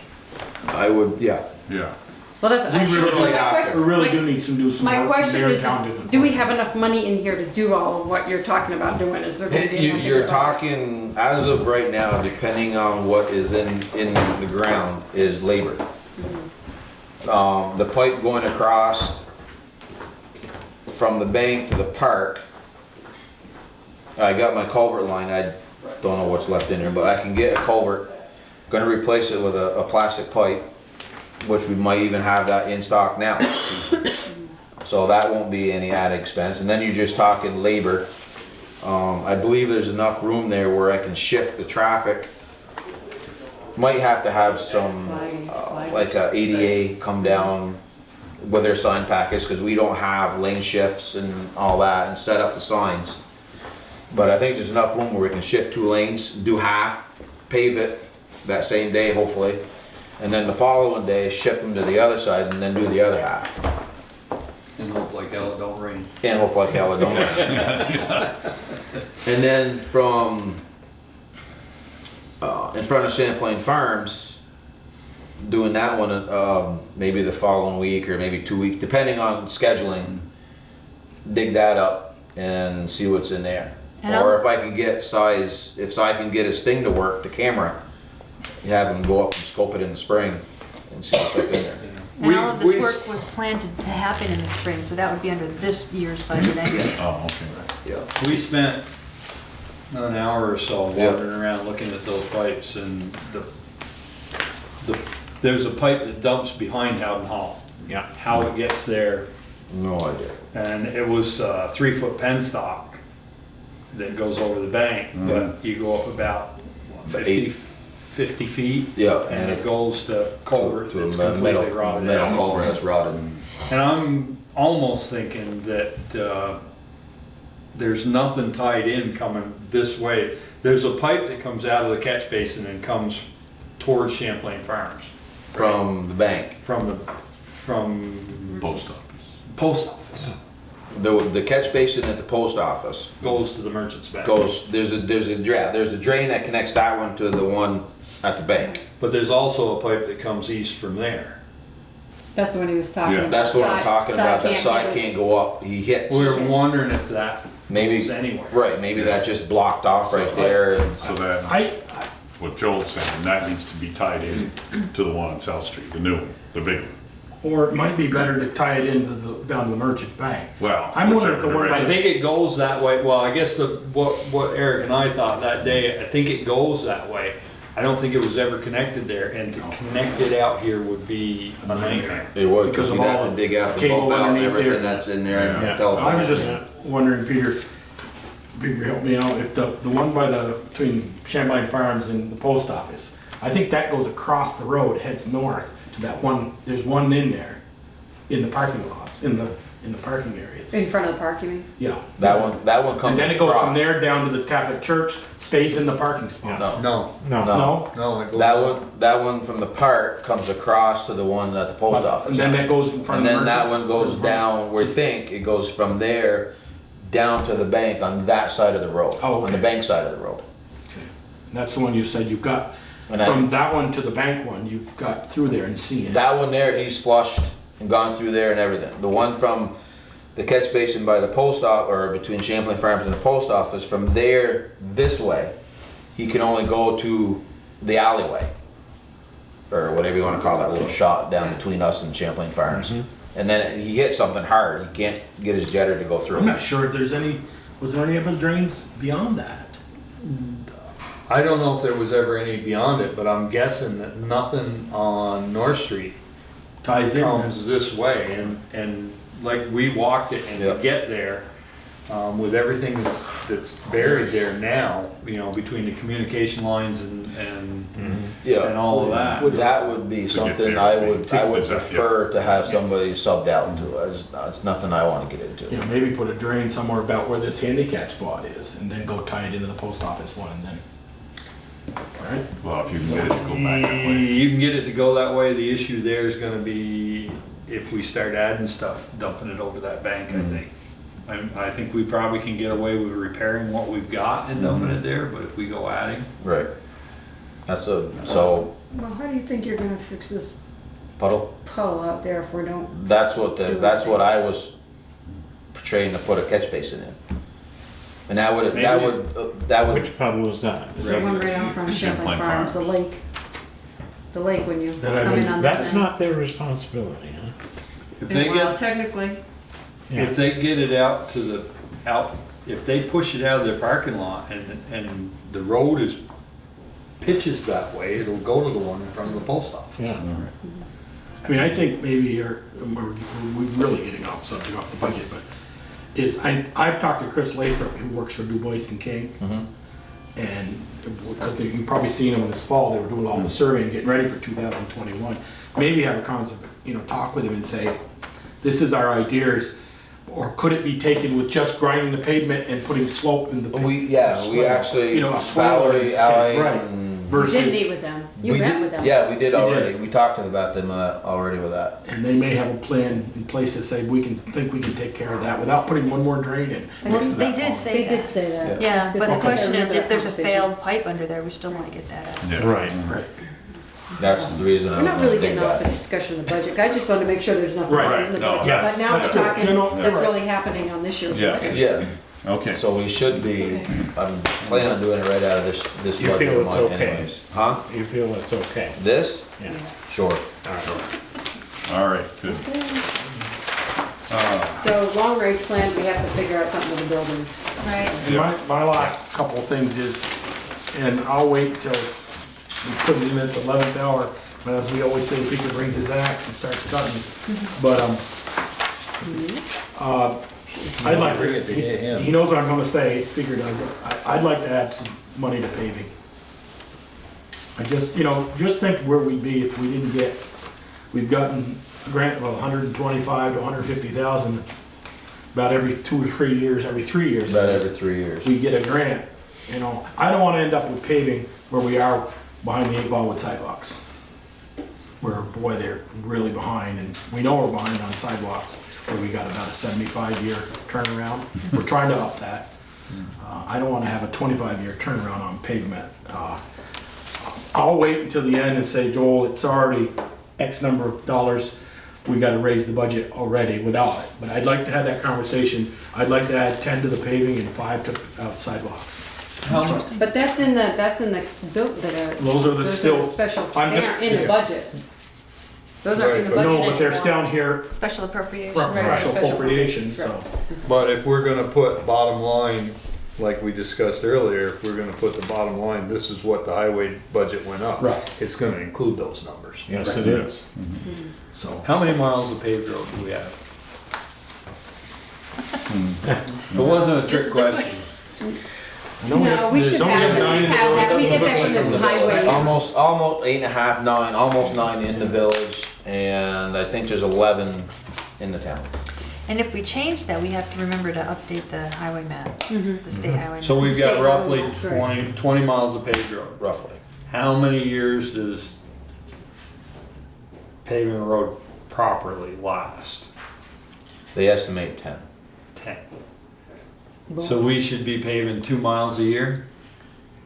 If you want to stay, and that also too depends Paving or on. resurfacing? Yeah. it was- Well, I was gonna say that, yeah, because if you want to say paving it right, like, for example, Lower Hardscrabble Road. That basically should be all ground, dug out, and based with stones, with gravelled and brought up to spec, and then paved. Then you're gonna get your 10 years out of it. If you just resurface what's there, you might get 3. When did we do Moncton Road? The I first. think you're a little low on that, Eric, honestly, not to, We did 98, we did Lincoln Road. Yeah, with the flood. So 98, 08, 18, Mike- that's been 20 years. Years. We Maybe haven't it- put any pavement Maybe on it's that road. 15 they Yeah, I estimate think- for because paving. Mike was road foreman when you did the, from Boss's Corner north. Yeah. Yes. And that's now beginning to, That that's gonna actually be, could use it now. yeah.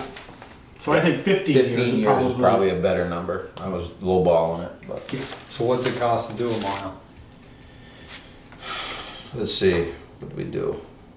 We did. Did you do a mile this year? Yeah, Moncton Road we did was just about a mile, and that was 2. Was it 2 something? No, I'd have to get my papers. Well, we had a grant for part of that, right? 120 for And then we that. put in the rest, When we put it in the rest. so it's probably 220. But we're not 'Cause I gonna think get we- grants every year. No, I know, I but know. he was just trying to figure out what the Right. cost was per mile. Right. Well, we have the bid, actually. And that I mean, not that it varies a lot, but it depends on the oil prices. The last time when I got for Lynn Hill, when I got that quote there, it was written right on the quote that because of the oil price increase and all that it could go up without notice. So even if we're on a 20-year rotation, just for- yeah, just just for for numbers' numbers. sake, Yeah. if we're on a 20-year rotation, You did a mile a year. we need 200,000 a year to be able to do it, and we're putting away 100. You know what our neighbors to the west put on their road budget? I looked it up. Down in the Haven spends $450,000 a year paving. I don't know where. But that's what they Yeah, budget for. well, they do. When was it Leonard? I think was in there. Yeah. When he was in, before he got done, he wanted everything paved. He didn't want any dirt, and he wanted to get rid of the grader. Right. That was his plan. That was his goal. Yep. And I don't think he No, that didn't- he got it all, but he did quite a bit of it. So, I'd like to have that in January on the list of things that, where do we wanna see Yeah. that we can improve on. And related to that, I've been asked this question more than once, more than twice, whether there's a paving plan for the village. And I understand that there's a question about waiting to do water line replacements. on but- Pine. But some folks are questioning whether we should just go ahead and do the repaving since we don't know when the water line, or plan for the water line, but somehow No, we had come it up for with a 5 paving years. plan. We made him wait 5 years on North Street. I wouldn't let him pave it because we knew we were going to do the water line. And Well, we And said, actually, North Street is one of the ones I'm paving this spring. From from Pine North, aren't you? Or no, from my folks' old place? About the old line? Pine to where we stopped paving up by Wickham. like or, Pine Tree Gardens. yeah. Yeah. I mean, from a gentleman who lives on Pine Street, drives that road every day, it could use a few spots. You shimmed it, but I wouldn't wanna see it all paved and then dug up in 5 years. And the other one of the worst ones is Munsell. Yep. And I think the other one, next one would probably be Elm. Yep. Them 2 streets are breaking up pretty good. They went. that's And because Elm Moses- only has a 4-inch water line on it. Yeah. Yep.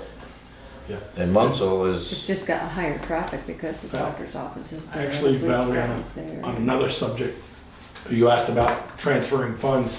Do we ever get, we got it passed a few years ago, $2,500 comes out of the water budget every year. It goes to paving, the highway department. That's, not a lot of money. Do 10 feet probably. Well, I think, isn't that mostly for repair, to deal with That holes was, in the to my, repairs? I brought that up to Bill, was because take up in front of the Bristol Elementary.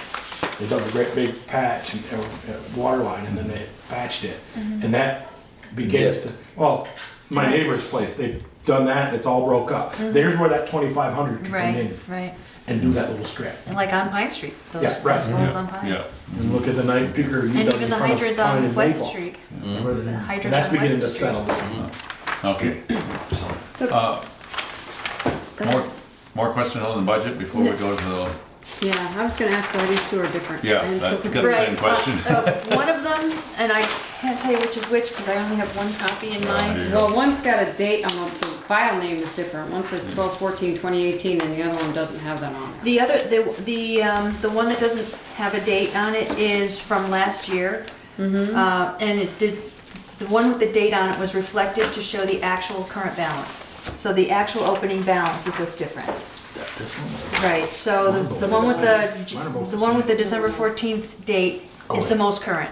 So ignore this one. Ignore that one, because Okay. Okay, so you just ignore gave us this that to it was, confuse. yeah, that was in there originally, Okay. and then we updated it, but the other one wasn't taken out. This one, Oh, ignore so, this one. okay. This is the most Because they up-to-date both one. say, Yeah. Yeah, but if you look Look at, at the if you look bottom. at numbers. Numbers are they're way numbers yeah, I are way know, off. that's why I was, I am so confused. Yeah, I was, this one's You're number. getting rid of so this one. you're comfortable with this, Eric? Of these numbers, these extended numbers? The one with lower numbers. Yes. Yeah.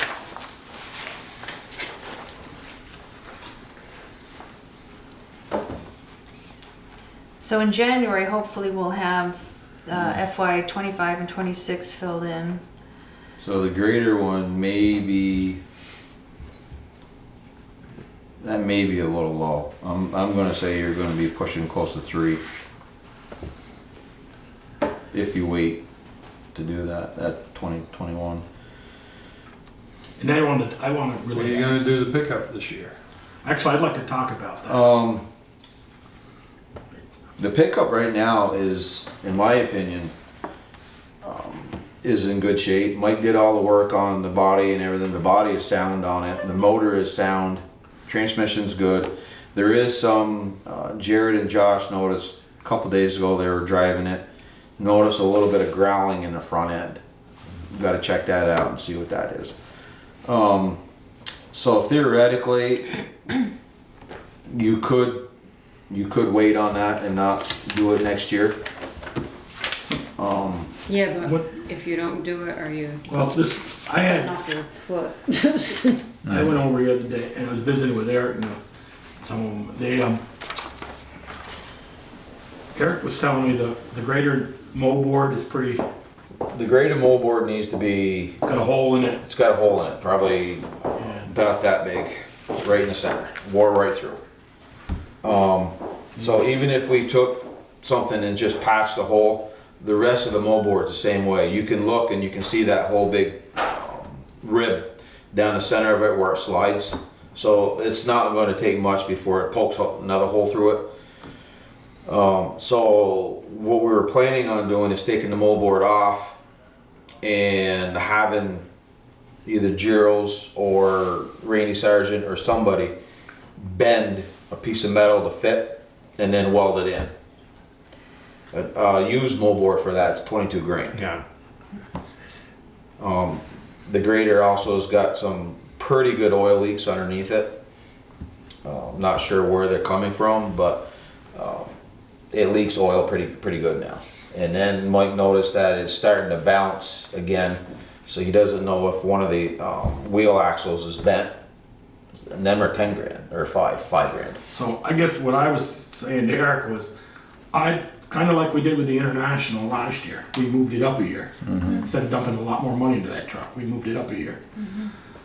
And if he's saying that the F-350, the pickup, can go another year or two, is to swap those two. I realize we don't have enough money, so we're gonna have to basically. Well, I was gonna let Peker, so I said, I'm gonna let Peker know and so, you know, talk about whether, do we wanna put $40,000 into a grader that we're gonna sell in 2 years? the thing is, you know, they rent those out. They rent graders out and they come back, and if you take, it's not brand new, but if you buy a return from rent, they'll give you a new warranty on it. Yeah, from the start of the hours, yep.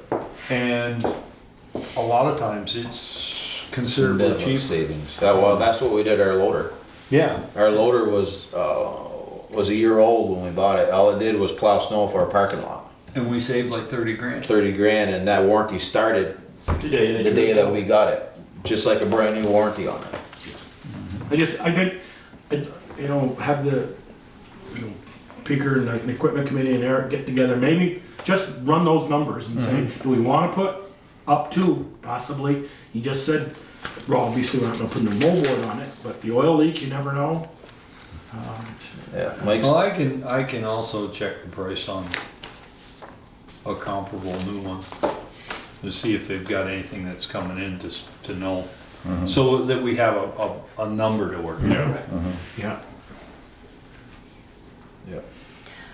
One thing to think about, and this will probably need to be an item on the warning for town meeting, but in this current year, we have an undesignated fund balance of over $200,000. I don't know what it's going to look like actually from last year, FY18. So I don't know what it's going to look like for this year. So What do we keep? we have keep resources. 5%. I'm not sure. I have not found what the 5% policy. is Yeah, I what think we've what- been I think told that's what- we should keep in our rainy day I fund, don't remember. and then the balance. That was 5. Huh? I thought it was 5. Yeah, it's 5% is what we've always 5% tried. of our total budget? Yeah. Yeah. And then we've put some in a few spots and then give some back. to Give lower some tax- back, but lower the taxes. problem with is if we haven't lowered our budget, and if we use that money to offset taxes, next year we get hit twice. Right. Right. So, that's money that we should use if there's a project we wanna. Right. You might put it in the capital building or Discuss that. capital. Yeah. Yeah. Huh? I said we had discussed that at one point about the rec building. And then, well, to get back on the equipment, the pickup, my plan was a flatbed like we have with a dump that it dumps, and then a V-box sander with a V-plow. Probably a 350, 450 bracket, somewhere in there. Used, I mean, it doesn't have, it can be 3-4 years old. Doesn't have to be brand new for that. All we're gonna use it for is, signs, coal patching. That way there, if one of the small trucks happens to go down, that pickup will be able to plow the village. And you're gonna have your material on the V-box to plow. And everything. You got a backup for the village. And if for some reason the Freightliner goes down, it's 4-wheel drive, it can do Briggs Hill, it can do Estes. Did it with a 1-ton for Did it with a years. 1-ton for years. So, that was my plan for that truck. All right. A lot to think about. Yeah? For sure, yeah. Okay, thank you, Eric. Yeah, Rob, thank you. Okay.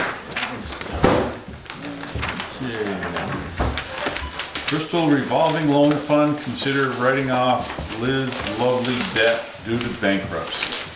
Okay, so I'm late because I was doing a little bit of research on this. I was hoping. The bankruptcy is public record, so I tried to find this. I could not find this bankruptcy. And maybe I don't have the name right, but technically if it's under the corporation, there should have been, I couldn't find it. So, first of all, I don't wanna do this for a couple reasons. I wanna see what the decree says. If the decree says, they granted the bankruptcy and we are SOL, then we can kind of write it off the books. If she signed a personal guarantee, that does not dissolve her, the bankruptcy doesn't dissolve her from the personal guarantee unless she's filed a personal bankruptcy. And I have no idea what she's done. So I don't think we can really do anything on this until we find that out. Okay. I was curious as to whether the personal guarantee went beyond the bankruptcy If if it was a. If she didn't file personal bankruptcy herself, then it's still valid.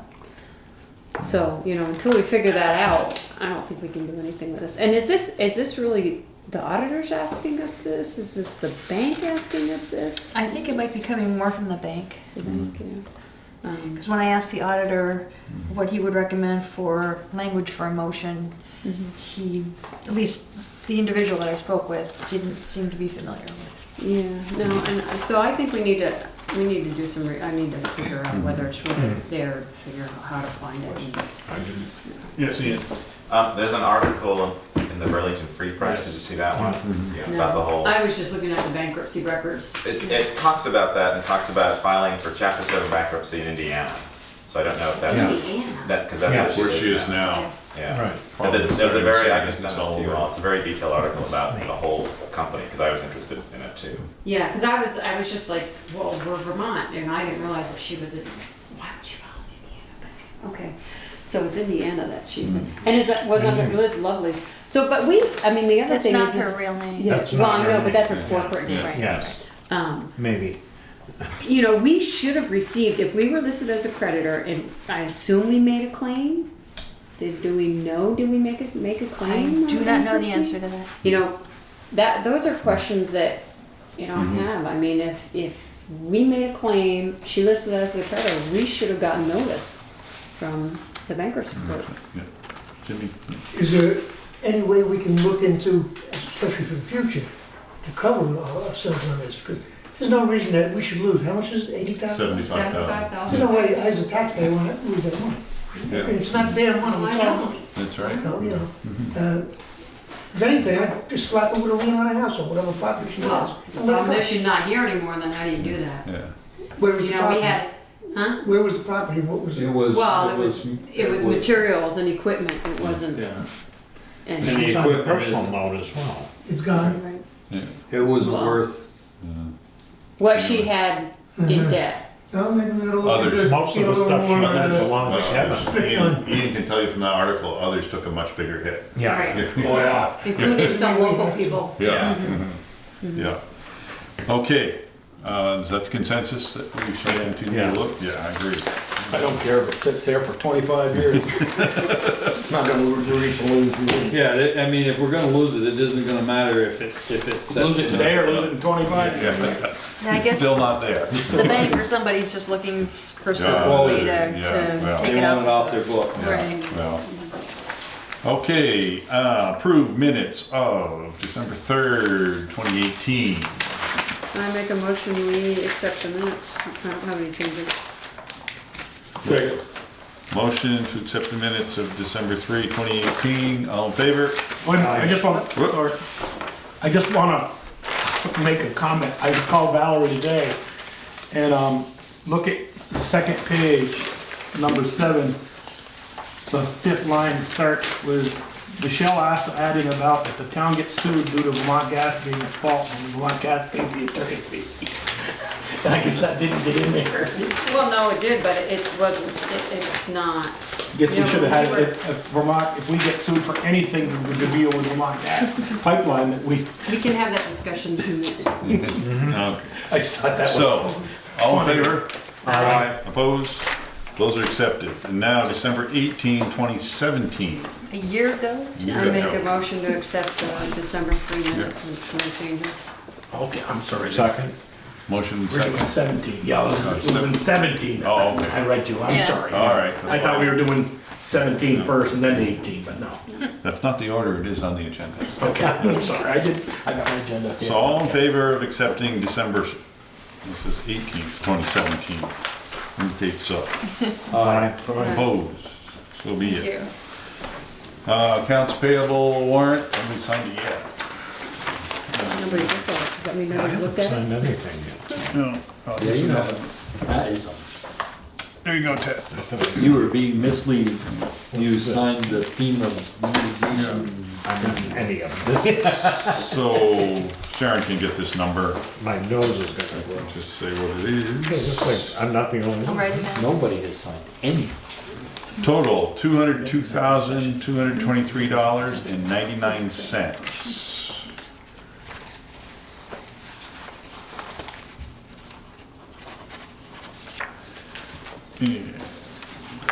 So moved. Yeah.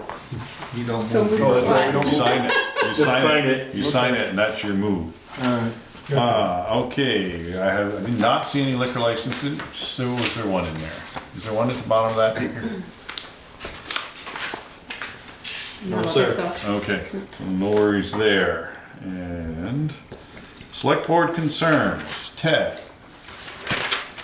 The downtown lights, the north one in front of the National Bank of Middlebury and the one in front of Walkies is still out. Both of those are still out. We have been informed that the Eastview Electric is trying to find a bulb that fits them. They're apparently very difficult to find. Wow. Yeah. Let's try not to do that again. Yeah. Another concern was the condition of the sidewalks after this last storm. They were treacherous. And our streets are fine. They do a really nice job.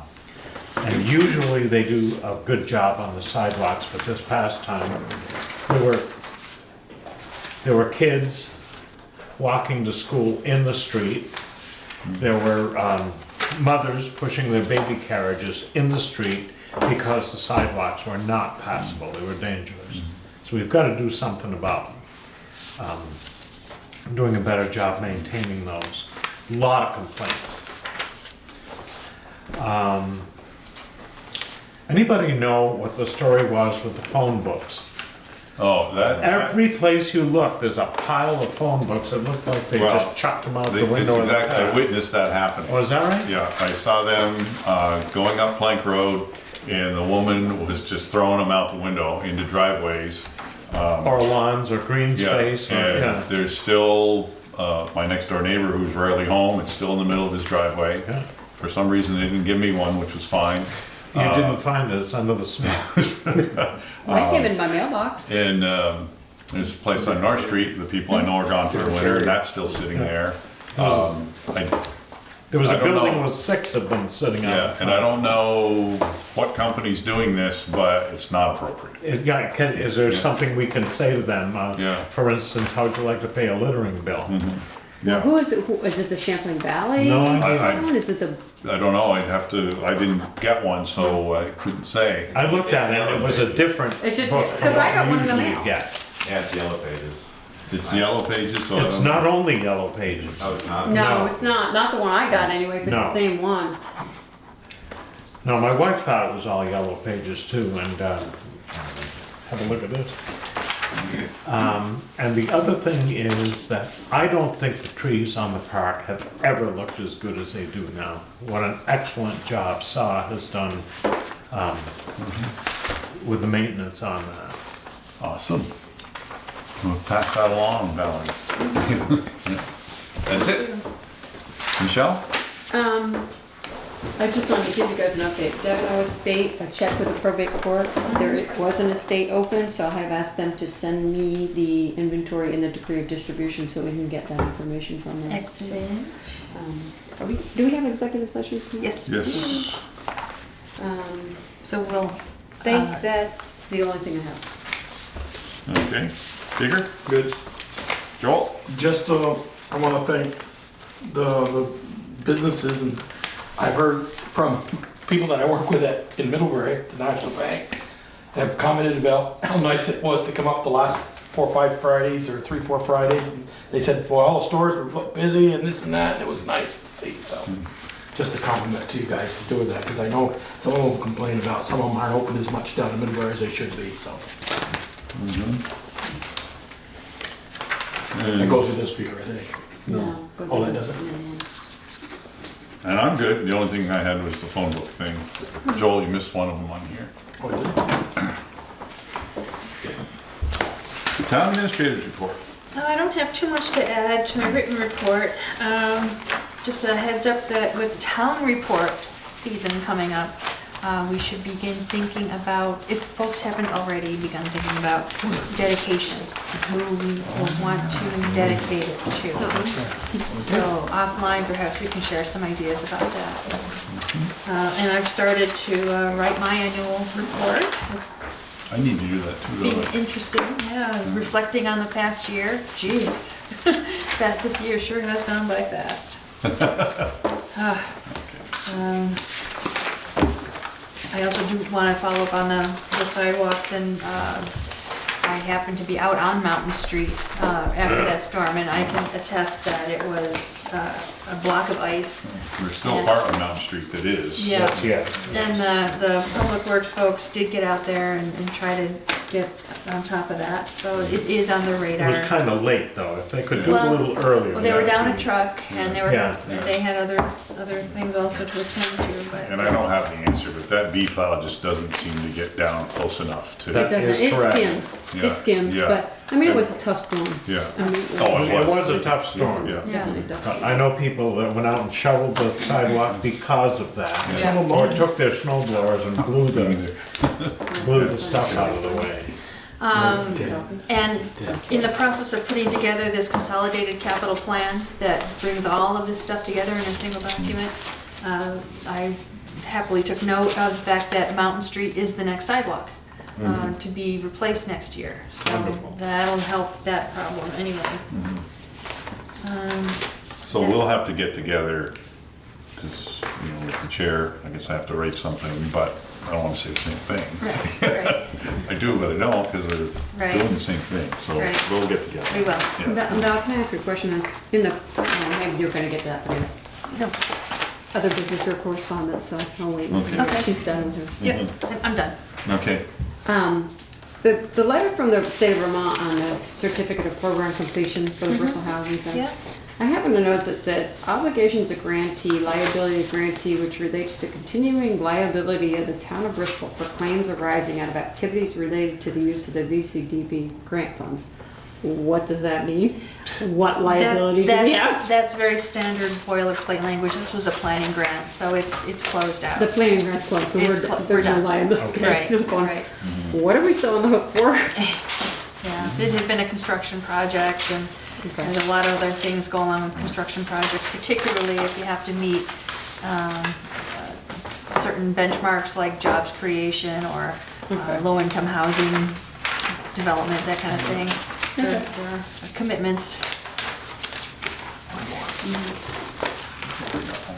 And under executive session, I think we should add, I noticed that we have personnel matters, which is yes, potential contract negotiations, which is yes, but also real estate negotiations. We should add that.